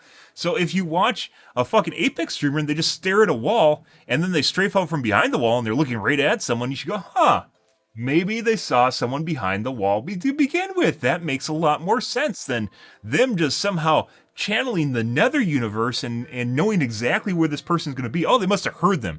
That's a good one right there. Oh, they heard them no matter what. So they're halfway across the map and a guy just strafes out from behind a wall. They just heard him and just perfectly line up with their face and just pound him in the face. In Counter-Strike, they generally will not look at people through walls because it'll give them away. And they know people look at demos and you can turn on wire models, right? And you can see where people are through the walls while they're looking at them. And they're like, yeah, that guy's definitely cheating. So, is lightening up the game or using crosshair on Huntress considered cheating? I would disagree on that. That's like goes back to people drawing crosshairs on the screen. I don't think there's a problem with crosshairs like with Huntress. Yeah, a good Huntress will be able to visualize it eventually, and using a crosshair to learn I don't think is something that big, but there's gray area. I lighten up my game a little bit with Gamma, right, when I play. I lighten up my game with Gamma. I think the game in general is just too dark. And there's no way to enforce that whether you're using NVIDIA or I could just do it on my monitor and you guys wouldn't be able to see it. So you get fucks that will pretend that they're playing completely legit and they just adjust their monitor instead. Yeah. There's all different sorts of weird shit, but the really bad stuff is where it starts modifying the game itself and changing how it works. Getting people flying around, changing health states. Repairing, the main ones in DBD I would say is mainly movement speed, followed by action speed, followed by looking through walls. Those are probably the worst three in the game right now. Otherwise, everything kind of falls into cheating, like, rage cheating category where you can see it. Yeah, it does make me wonder when you look at his game and it's really dark and he sees people. Yeah. But once again, he talks about narrative a lot. There's a lot of people that perpetuate their own narratives, and it makes you wonder whether or not people are doing it to just get more attention in the first place. That being said, he does a pretty good job of getting people to talk about him, so there's that. They really need to fucking get rid of the Ireland server. I swear to fucking God, everyone on the Ireland server is just absolutely brain dead. I'm talking about the survivors. They have no fucking idea what they're doing. And basically you have, like, really good killers that just play against mediocre survivors constantly because there's no one for them to match up against, and the match just throws whoever together. They really need to get rid of that server, and I don't know why it exists, but... Does a new code engine help at all? Yeah, sure. Sure it does. There's built-in security into the game itself, into the engine itself, but then when developers add new code to it because they make their own custom content, like Dead by Daylight for instance, they introduce new ways to exploit the engine and exploit the game, right? So just because Dead by Daylight has EAC and just because Fortnite has EAC and they're both on the Unreal 4 engine does not mean they're the equivalent in terms of the amount of anti-cheat they have in their game. It depends entirely on the implementation of easy anti-cheat as well as what they do with their coding itself. And once again, there needs to be a communal way of dealing with cheating, like an industry standard. There's like the white hat and black hat conferences. There needs to be shit like that for cheating, and there isn't. There's nothing like that. There's no conference to deal with cheating. There's no let's get together and talk about shit and deal with an industry-wide problem with cheating. And it shows. It really fucking shows. At least nowadays people are getting smarter. I remember when I was talking about cheating in PlanetSide 2 8 years ago, and people were like, no man, there's no way. You literally like watch someone, like if you know how fast you move in like fucking PlanetSide, like there's a jump pad where I'm like jumping through the air like super fast, and you have a guy, like I looked at his fucking stream footage, and his crosshair was like literally latched onto me from the time I left the ground till when I hit the pad right next to him. It's like one of those things. It made absolutely no fucking sense, and everyone's just like, oh my god, you're so amazing at the game. And he's like, yeah man, Yeah, I knew that guy was coming in here. He always comes in on the jump pads, you know, just like that. He's gonna go fly in the buildings, man. I just knew exactly what he's gonna do, you know. And you're just like, Jesus Christ, like literally just perfect lock to your character. And Chad had no fucking idea. Like I said, people play Apex, they cheat. People play Fortnite, they cheat. There's a couple streamers that do in general, and they've even been caught for it. Like they look at 3 people through walls and accidentally brain them through walls, and Chad's just like, yeah, man, he's just baiting people. He's just baiting people to accuse him of cheating. And you're like, like what? What? Yeah, okay. Yep. Yeah, that's next level stupid right there.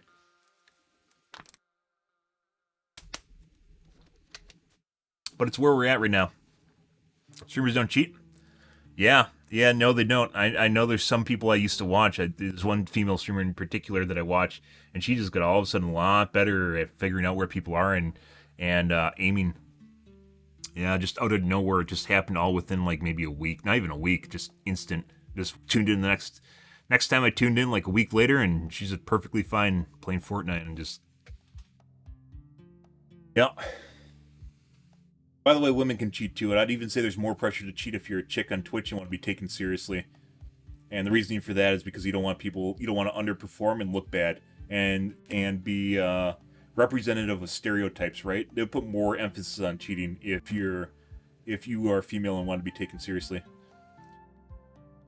Makes a lot of sense. I'd understand that, but it doesn't make it right, but I understand it, why they do it. And there's a lot of people in Fortnite and Apex have been accused of cheating. They even have video proof of like really weird shit, and no one cares. Like I said, it would be easier, guys. I've mentioned this before. I think my channel would do better if I cheated and never talked about anti-cheat or cheating in general. If I just cheated, there's people that cheat in the Dead by Daylight community. Occasionally I let names slip, but a couple big streamers are sus as shit. Especially when they go against people that are sus, and all of a sudden they get faster too. Yeah, like they're cheating to match the cheats of the other guy, and you can hear them kind of getting distraught in their voice while it's happening. And yeah, Jesus Christ.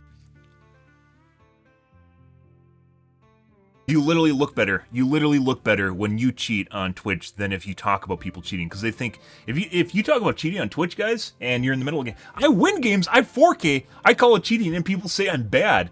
Like they say I'm mad because I'm bad, and I reported them because I like lost or something. Like the normal rhetoric is you lost, and therefore you're just angry, and that's why you think they cheat. I win, and I think people are cheating, and I point it out. And then people, like, I've had a couple people in chat that'll point that out, and then I immediately point out the hypocrisy of what they're saying, and, like, they just can't come up with anything, and they usually leave. Because it doesn't make sense. Like, I 4K, and then I report people, and then people get angry about it. Like, I will report anyone that looks suspicious. That's just the way it fucking goes, because it's not normal. It's outside normal behavior. And, once again, just because you play a game a lot doesn't mean you're good at finding cheaters, by the way. I've heard that rhetoric before. Just like people think they're good at video game development because they play games a lot. You can fuck off. You play video games, you might maybe make a good pro gamer, but probably not a pro video game designer, because that's not the way you think about a game. You think about how to win the game and do the best you can, right? For the most part, you don't think about how making it fun for everyone else, or how to make it balanced. Oftentimes when people talk about balancing, it's heavily biased towards whatever their position is, right? You know. And then even then, putting aside whether or not it's balanced or not, they don't take into account the direction of the game and the kind of atmosphere the game wants to present itself. There's a lot that goes into video game development other than just saying, hey, this sucks. You know, or hey, I want this to be a nuke button I just push and everything explodes. It'd be so fun. Yeah, people oftentimes will link fun and winning together, no matter what. It'll just be hand in hand. I had fun because I won. I had fun because I 4K'd, right? I'll say I have fun because I 4K'd when the spoiler entitled survivors get out of hand in the endgame chat, because they'll try to say that I didn't have fun, and I'll say I 4K'd I had fun because it's a short circuit. It's a common short circuit for logic, and it works. So, and usually I have fun. I mean, I try to perform well, and that is fun for me. I enjoy performing well. I enjoy improving and becoming better. That's actually I'd consider that to be a kind of a hidden gem in life, is if you would find enjoyment and improvement, that makes for your life a lot easier, actually, compared to laziness. Yeah, but anyways, just like I said before, I'm very confident. I never really used to take this position, but over the years, I have come to the conclusion that if I just cheated, you guys would not be able, or maybe you guys would, but more normal people would not be able to figure out that I'm cheating. And then I just get a lot of people watching me just because I'm cheating and doing really well. And that's just the way that it works. And then you could argue that's just kind of the system, right? So at the end of the day, other people are cheating on Twitch, so why shouldn't I cheat too, you know? I 4K, I shut you down, yeah. Other people are doing it too, so why shouldn't I be able to cheat on Twitch, you know? One of those things where I should be able to cheat at a video game. Because it makes me look good, everyone else is doing it. And then if you get, I mentioned this before, so if you're a pro player, guys, and you cheat online, and you're still really good, you're going to still do well in a tournament. You're probably going to do reasonably well, because we can assume there's diminishing returns to skill level when you get to the top edges of skill, right? Just in general, the more time you put in, the less you're going to get out of it at the end of the day. And you aren't going to be able to perform, or you'll be able to perform relatively well to your peers just because you're really good, right? Assuming you have reaction time and all the basics down, you'll be able to perform well. So you can cheat online and then go to a tournament and not cheat. Putting aside, there are ways to cheat, including viruses that are built into mice, which is one of the reasons that they should never allow their own peripherals from other people to be brought in. But they do anyways. Yeah, like, remember we were just talking about how you just get kind of further and further outside the norm and outliers? There are mice with built-in aimbots.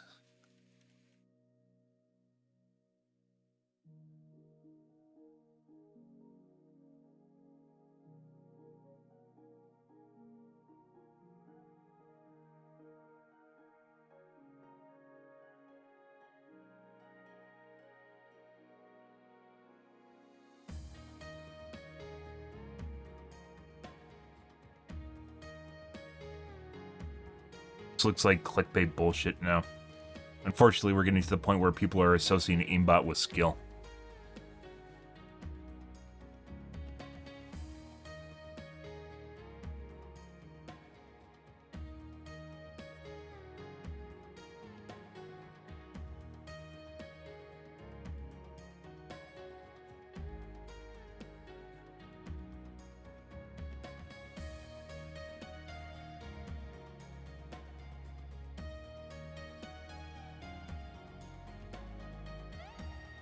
Back sucks.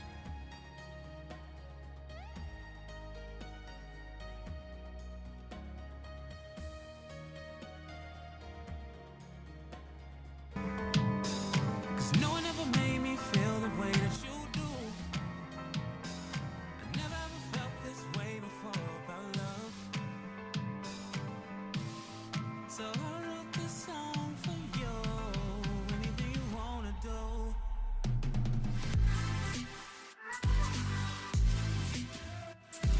So they use USB as a way of injecting into the OS and into the game itself.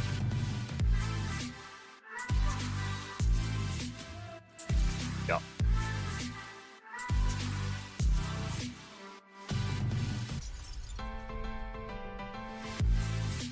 Because mice and peripherals are not secure devices. Surprise.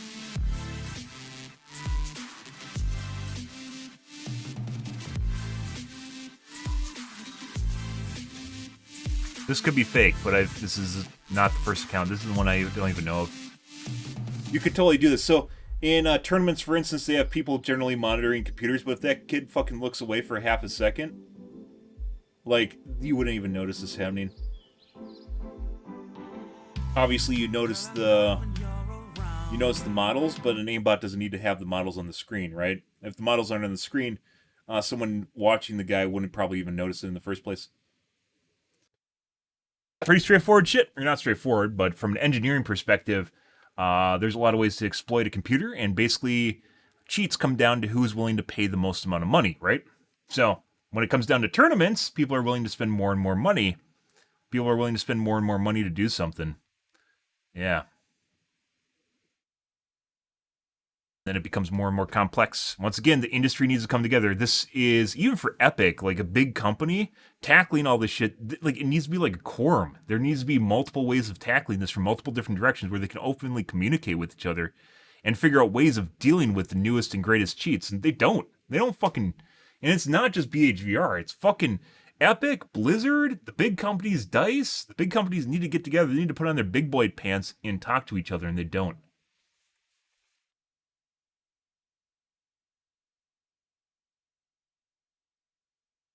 Montage of pro gamers that are banned. This is this.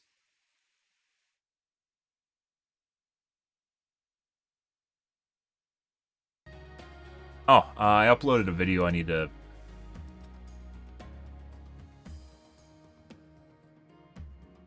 Before I forget about it.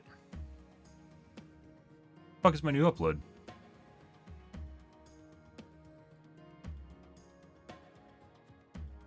Fresh.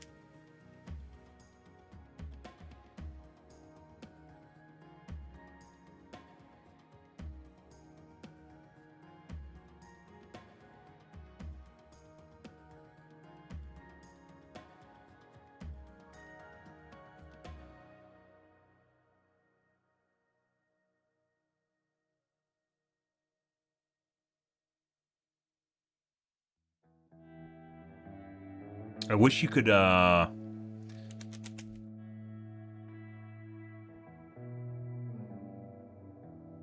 could flag videos to not actually alert subscribers when you put them up. So it would allow you to have a category on your YouTube channel in which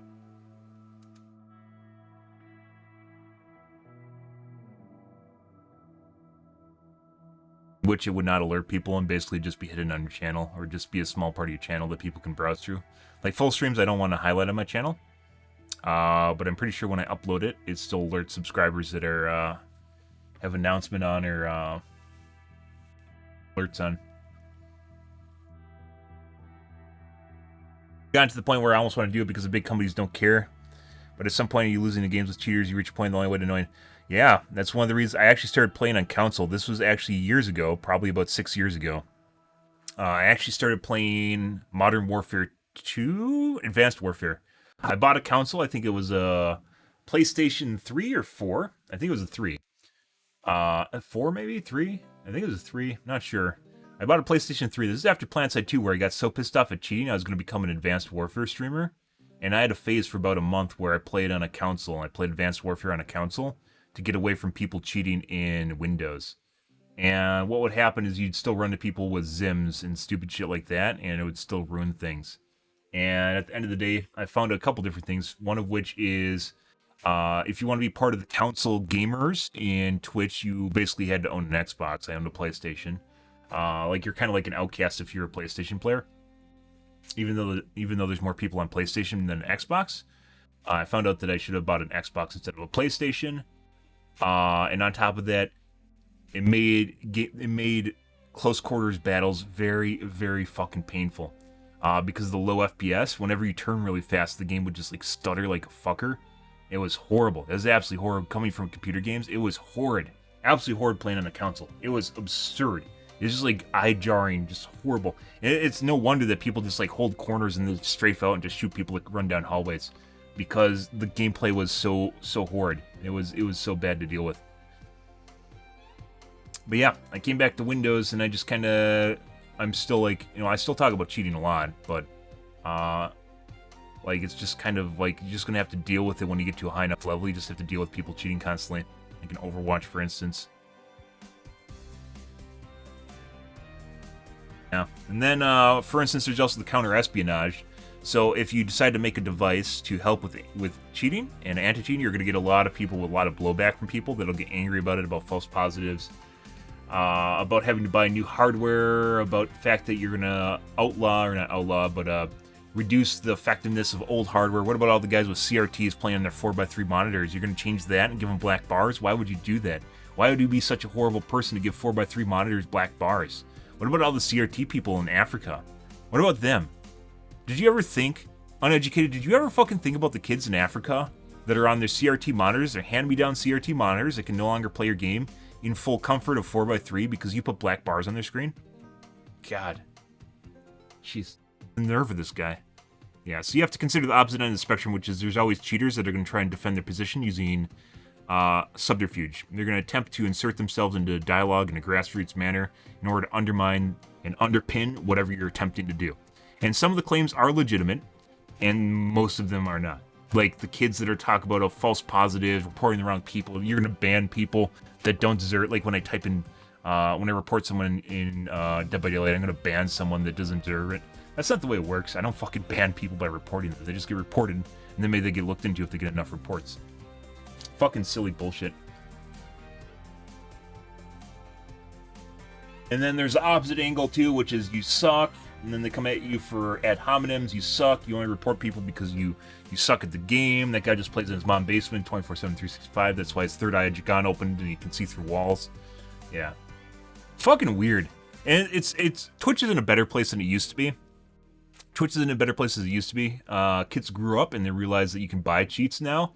Like, yeah, maybe this guy wears crosshairs literally going like this all over the place. Maybe it's cheating, you know. Really want to call him a cheater, but I think he's kind of sus, man. You know, and his crosshair's like fucking going like this all over the screen. Like he literally has like his two eyeballs are detached from each other, and he has like his brain is separated, and he has like opposite, you know, target acquisition going all over the screen at the same time, and you know his hands are like in 3D space controlling his mouse, and you know, and like, yeah, fuck off, dude. You literally have an aimbot. Suck my dick. Fucking kids. People, I mentioned this before, people will come up with all different sorts of ways to rationalize weird-ass behavior in games before they'll ever talk about cheating. It's fucking weird. Like, they'll go, because you can go to extremes to rationalize weird shit that happens to the point at which you won't be believing it. And it's like flat earthers. You can go there. You can go the distance and come up with an excuse that you want to justify whatever's happening in games. And you can't convince everyone. It doesn't happen. You can't. It does. I remember when I used to go through footage in H1Z1 days, like look at it and we'd creep through it at 0.25 speed, and this is in 2014. Creep through it at quarter speed, and I stopped doing that, not because it was, you know, like I'd obviously lose, right? Obviously they aren't cheating if I go through at quarter speed. You couldn't. A couple things. You can never convince everyone. There's still going to be people in chat that won't believe you.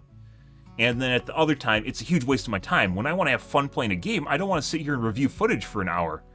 Like, that's not what I want to do. I want to play games and enjoy myself. So at the end of the day, I do my due diligence. Basically, as it holds true today, I'll do my due diligence where I'll report someone that's weird and weird shit that's going on, but I'm not going to do the developer's job of securing a bunch of footage, which is still subjective, by the way, securing a bunch of footage and then reporting them in a long process. It's a huge waste of time. It's not my job.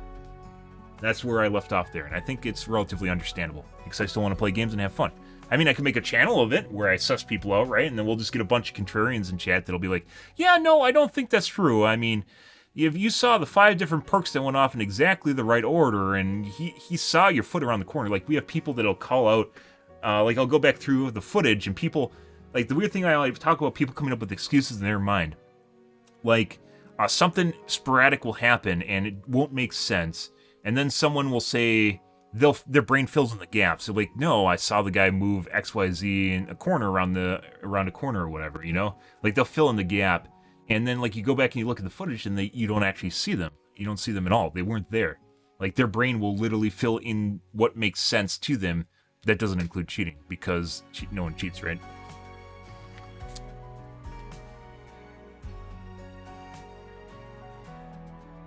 I didn't realize how fucking stupid people are until I realized people can cheat in literally the same lobby as someone else. If you're talking to a streamer, you have to realize that they have an ulterior motive, which is they have to look legit in front of their viewers, right? So once again, if you call someone cheats, it's an ego thing, right? And it's because of your ego, and then you look bad, and you could end up in streamer drama, which is one of the reasons we don't play against TTVs, by the way.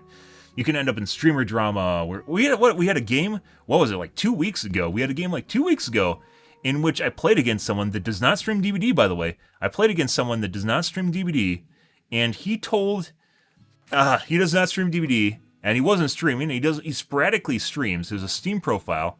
I accused a different guy that was a Globe of cheating, and someone in my chat added the guy that was a Steam guy, added the Steam guy, and told him I accused the other guy of cheating, who was his friend, and then that guy and both of them came into my chat. Yeah, you can't make this shit up. Literally at the end of the game, because I have names off, at the end of the game, in the endgame lobby, someone in my chat went through the trouble of adding a Steam profile and messaging someone who I didn't call cheater, by the way, messaging the person to tell his friend that I called him a cheater. Holy fucking shit. Holy fucking shit. Crazy shit. Absurd. Absolutely absurd. Like, the shit people will go through, it just... I don't know. Like I said, I just report people and I move on. I don't care. That's all I will do. I do my due diligence and I move on with my life.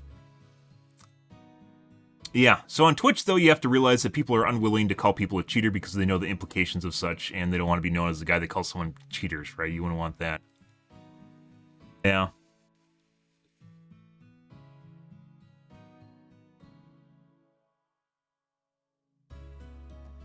That's where we're at, though, guys. Anyways, let's move along. I can rant about cheating all fucking night. I have ranted about cheating all night. We don't want to do that, so... This is still my favorite thing right here, is Battlestate Games took down this guy's educational video on cheating in EFT. Yeah. EFT took down his video because it made their game look bad. I love this. I love pointing this out. EFT is Battlestate Games is a Russian company, I believe. I love pointing this out. This is, in a nutshell, and there's plenty of cheating videos of EFT, by the way. This in a nutshell is what developers do in the state that game development is in as far as anti-cheat goes. They're more willing to DMCA a video that showcases a bad part of their game rather than deal with the problem. So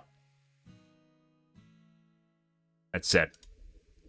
That's sad. I love bringing that up though, because I wanted to show this to people on my stream. By the way, I wanted to show them that video because it's very educational. And I think it's somewhere in my save VOD somewhere. But just, yeah, I went there one day and I found out the DMC had the video, and I thought that was hilarious because it is. It's very sad and hilarious at the same time. EFT, like, they worked on their anti-cheat because people were like, it was fucking bad at one point. I remember seeing videos of people stealing loot out of the, like, they would stop you moving and they just come over to your character and steal loot out of it. Yeah, at one point they would teleport loot out of your character in the game. Holy shit! Holy shit, what the fuck is that? Like, not shooting you with the aimbot, they would teleport loot out of your character. Oh, holy fucking shit. That's insane. That is absolutely insane. It's not. There's cheats in beta now. So, I think my first preview of cheating in betas was Battlefield 2. This is prior to when I streamed. I remember streaming Battlefield 2, and there's aimbots, like, in third day of it, already in the beta. Yeah, aimbots and all sorts of weird shit happening. And once again, I think one of the reasons that Battlefields fail is because of cheating in the game. I think that's the #1 reason. Getting brained from across the map by some fucker with an aimbot over and over and over again is not fun. And see someone rack up 100 kills on the list and they aren't doing jack shit that makes sense. Not fun.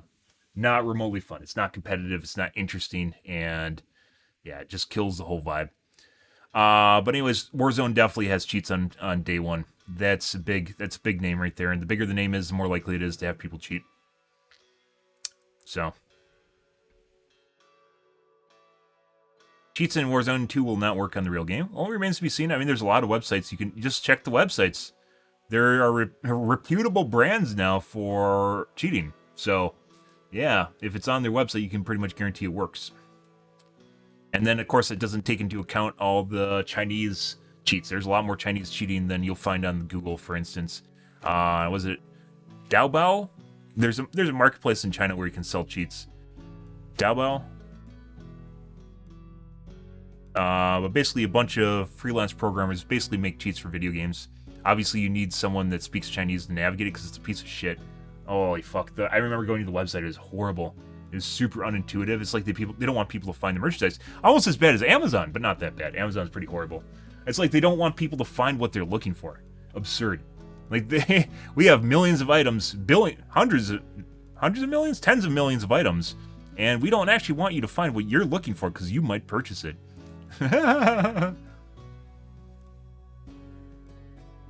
Oh. Yeah, no, there is, so it's financially incentivized. So if you're talking about someone's payday, and it's for the amount of work that they put into making aimbots, there's community-made aimbots and cheats for DBD. That's how bad DBD is, by the way. There's people that help you make cheats on forums. Yeah. Like, it's so bad, you can make, as an amateur, you can make cheats for DBD. Yeah. So if you talk about a company that just has to put in a payday and then they get like $15 a month from a subscriber, they're definitely gonna fucking do that shit. 100% gonna do that. And monthly subscriptions are pretty much the norm now. And people want monthly subscriptions too because it implies continued support. Yeah. Yeah, there is no way. There's no way. I mean, Valorant was probably the biggest push I've seen for anti-cheat in a video game, and it was broken on the second day, so yeah. The biggest hype of anti-cheat for a video game was Valorant, and they couldn't do it, so. And they're still cheating in Valorant. Just like in Counter-Strike, although Counter-Strike's back, and that's not nearly as good. Counter-Strike, Warzone. The biggest, I'd say the best anti-cheat in the industry right now is probably in Fortnite, and Fortnite still is cheating. Yeah, Apex also upped their game after they had people flying around. I remember playing Apex on launch, and there's people like fucking flying around and running speed hacks super fast and just braining you constantly. Yeah, Apex was in a really bad spot for a bit.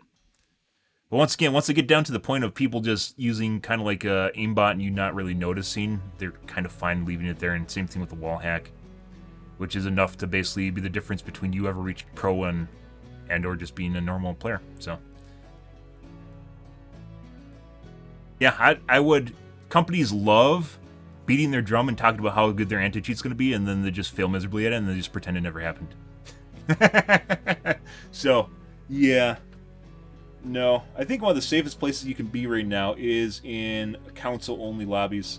That being said, people like with Dead by Daylight, people that play console-only, like I mentioned before, I was watching Spooky Jukes play Dead by Daylight, and he was getting people that were in his cross-play off lobbies. He was getting people that cheat from PC. He's getting PC players in his lobby that were cheating. When the rage cheating was really big, like a month ago, yeah, month and a half ago, when rage cheating was really big, he'd get people in his lobbies with cross-play off that were cheating, which is absurd. So, if it has any cross-play at all, you can pretty much guarantee people are going to find a way in, and you're going to get fucked. Fortunately. That's Dead by Daylight. Dead by Daylight anti-cheat's pretty terrible. Yeah, sure, we'll see. Maybe it'll be great. I think if I was going to play Battle Royale right now, I'd probably play Apex, so. Rumble Zone actually looks pretty good, too. Interesting. I'd say not good. Looks interesting. From a competitive standpoint, that kind of makes my blood boil. It's Apex, though.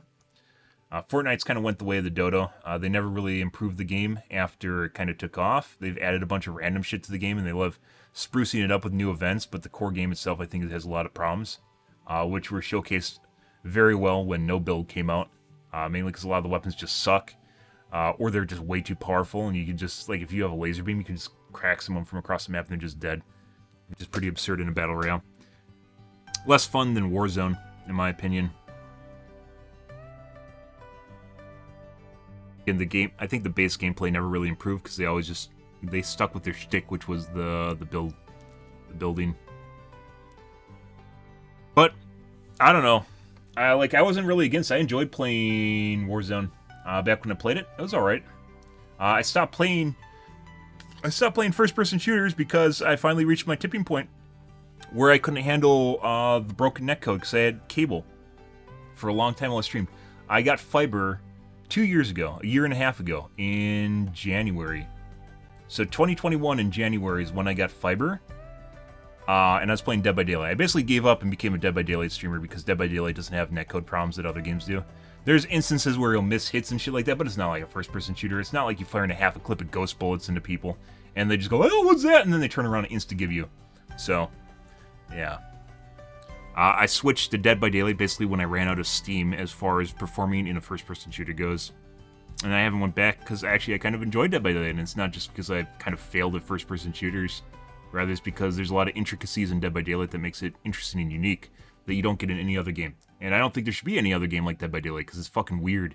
It's not something that remotely makes sense in terms of metrics. It's like they're high on shrooms when they made the game and it just worked out. Like someone had an acid trip and decided to make a game, and then it just worked out for them.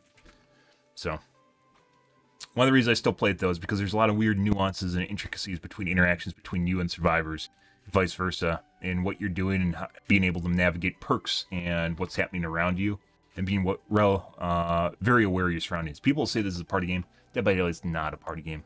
It is not a party game, guys. It is competitive as shit, which is one of the reasons you get all the fucking toxic bullshit. But at the same time, it's not balanced, so. Which is fucking hilarious when you hear True bitch about MMR because he wants to play against shitty players and just roll them. Yeah. Because as a caster, you want to look good in front of your followers, right? You want to look good in front of your viewers. I get that. Hence why I said it would be much easier for me to cheat than to talk about cheating.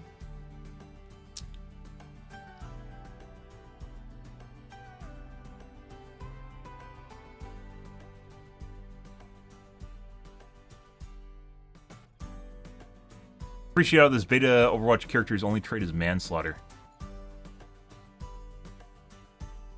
Mama hung. Fuck.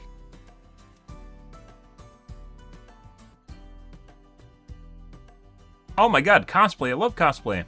Let's admire her physique. She wants to flush out of just being a diva main. I don't know if that's going to work for you.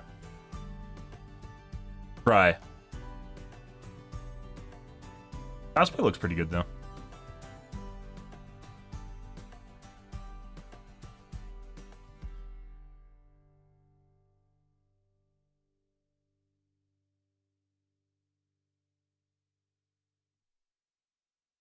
Right. AMD Reddits. Spent too long talking about that. I didn't expect to spend an hour talking about anti-cheating, but that's the way it goes. I think there's a lot of room for improvement in anti-cheat in video games. A lot of improvement. A lot of improvement. Like, anti-cheat today is like where antivirus was like in the early 90s. It's fucking absurd. I'm surprised there aren't companies that sell antivirus or anti-cheat. That'll be like an anti-cheat on your computer that scans everything and you have different vendors that sell it, right? Holy shit, yeah. That doesn't happen. Imagine installing McAfee anti-cheat. Yeah, or Norton anti-cheat, or Symantec, or whatever the big names are. I think everyone mainly uses Defender. Imagine if Windows took it onto themselves, Microsoft took it onto themselves to make anti-cheat. Which they eventually did with Defender, where they bought a company and then just improved what they had to make it better, to get rid of the fucking, the plague of viruses, or help deal with the plague of viruses on Windows with people that don't have antivirus. Yeah, like I said, I think where we are today with anti-cheat is where antivirus was in the 90s, early 90s. People are just making a fuss about kernel level ways of dealing with cheats that are kernel level to begin with.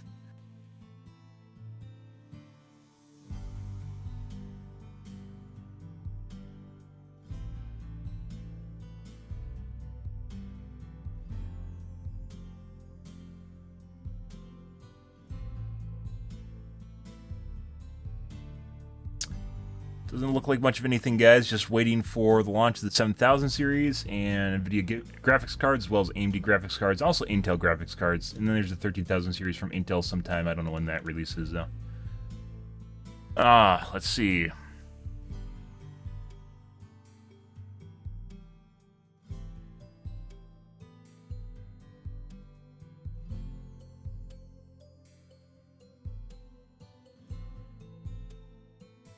Took this med kit from a dead Nia last night, and today I got told by two people they were reporting me for hacks.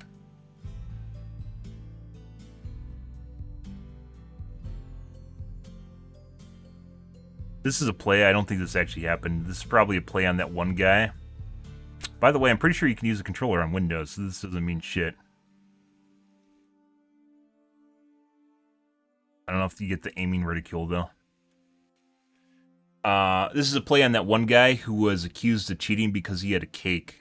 He had a flan.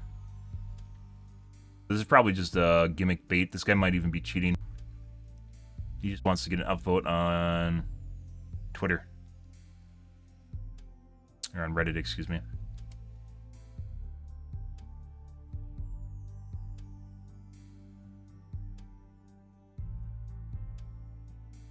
I get how people have recorded matches. Unless you're a streamer, why would you even be constantly recording your matches? You want to show clips to your friends? It's something to talk about. It's to do.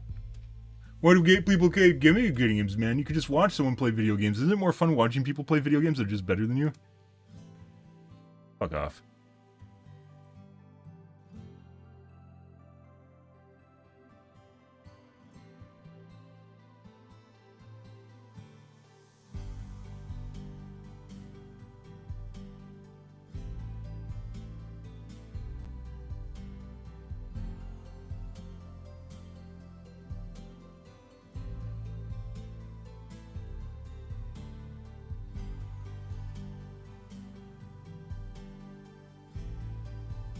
Watch me complete a gen in under 51 seconds using hyperfocus.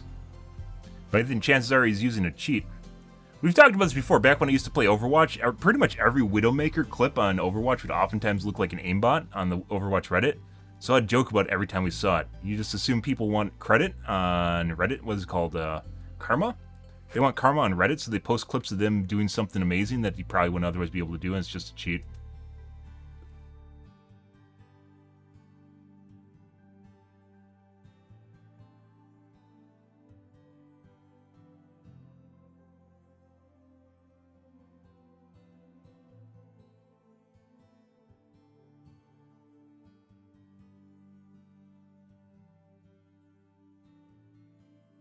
Something you'll notice here is the check is always in exactly the same spot. Something of interest here, guys. Watch where it lands. It lands right between the gap, almost exactly between the gap of the end of the great skill check and the normal skill check.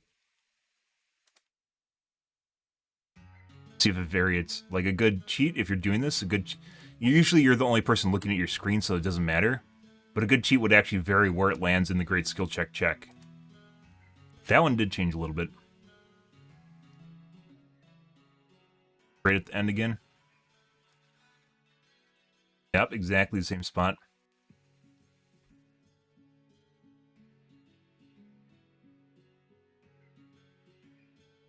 That one is in the center. Center again, exactly the same spot as the last one. Exactly the same spot as the two earlier. This guy's 100% cheating.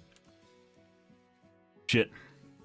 It looks like it has two different notches, or three different notches where it lands. You have right on the line, very close to the line. You have exactly in the center, and then maybe one that's on the line, but it could also deal with where it was on the dial. Like the game just checks it differently. I'm pretty sure that's a cheat. Like you'd see more variation of where the great skill check's landing inside of the box. So, looks like a cheat once again, but just designed to look relatively normal because it's not exactly identical. But of the two variants, the three variants there, they were identical. So, good shit. Normalize being nice to each other. Suck my dick. That's being nice to me.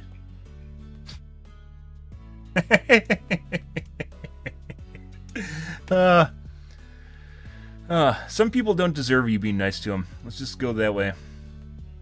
That's like saying everyone deserves respect. No. I think this respect is oftentimes earned. That doesn't mean you have to be an asshole to them. But if they're an asshole to you, you don't just give them a free pass because... Free pass ticket? Alright guys, let's play some games. Let's play some games. Random got me on my anti-cheat rant, and that can go on for hours and hours. Does he not know who I am? Hours and hours and hours and hours. Actually, first and hours. We're getting some weird games yesterday. We're just going to preemptively do this.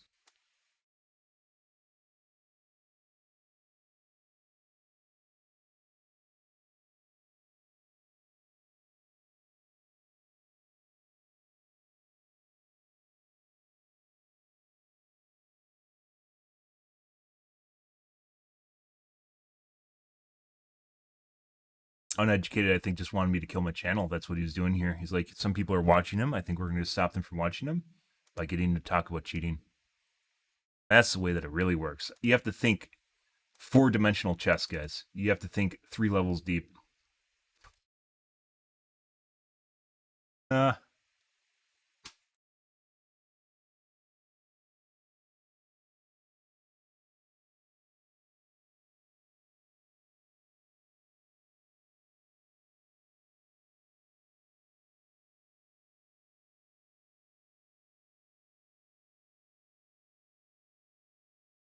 Maybe they announced it. So there was a bug report, guys.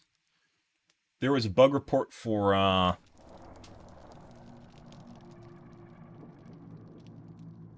the latency indicators being missing. The latency number being missing in the lobbies. I didn't look at the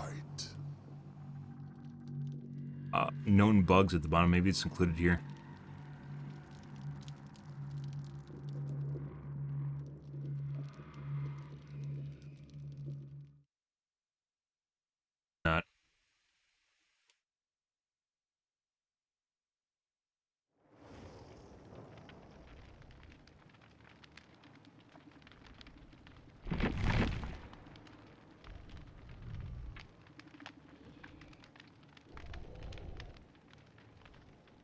Okay. Well, late start here. That's fine. That's fine. Let's change categories, guys. Let's get into the dibs and move along.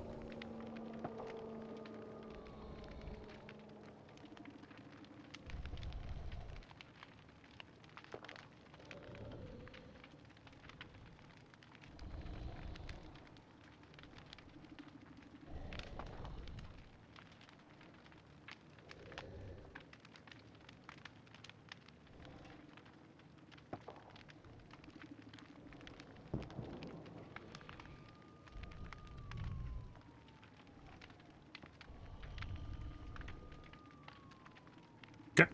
I'm gonna go piss, guys.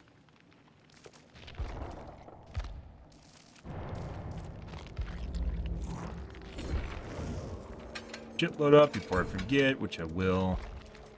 Maybe. We were running no party streamers because I want to see if I'm influencing people bringing flans and cakes flans, cakes, and party streamers by running party streamers. We're back, which would imply that they have a lobby revealer.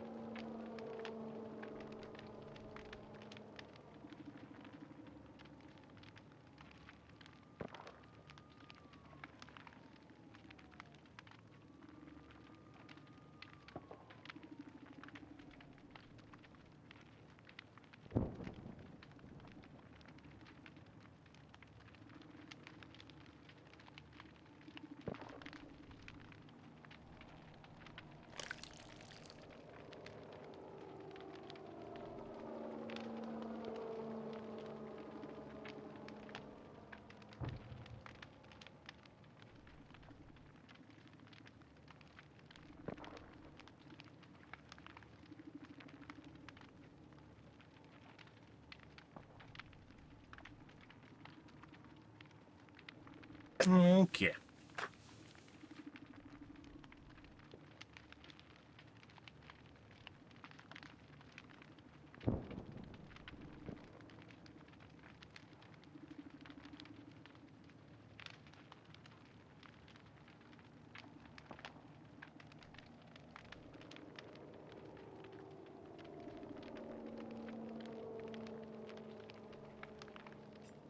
Alrighty, guys, what do we got tonight? What are we gonna have for tonight for our gamaz, guys? I use all my cakes up, or my, I'll use those, because these are personal, so they shouldn't influence whether or not other people bring shit.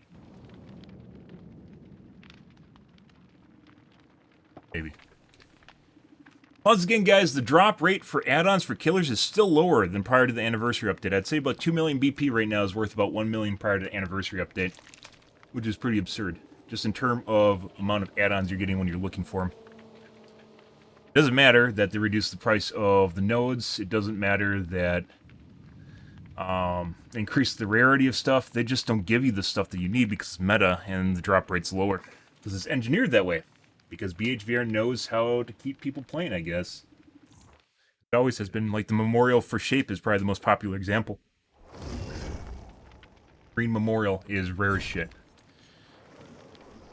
Because everyone uses it.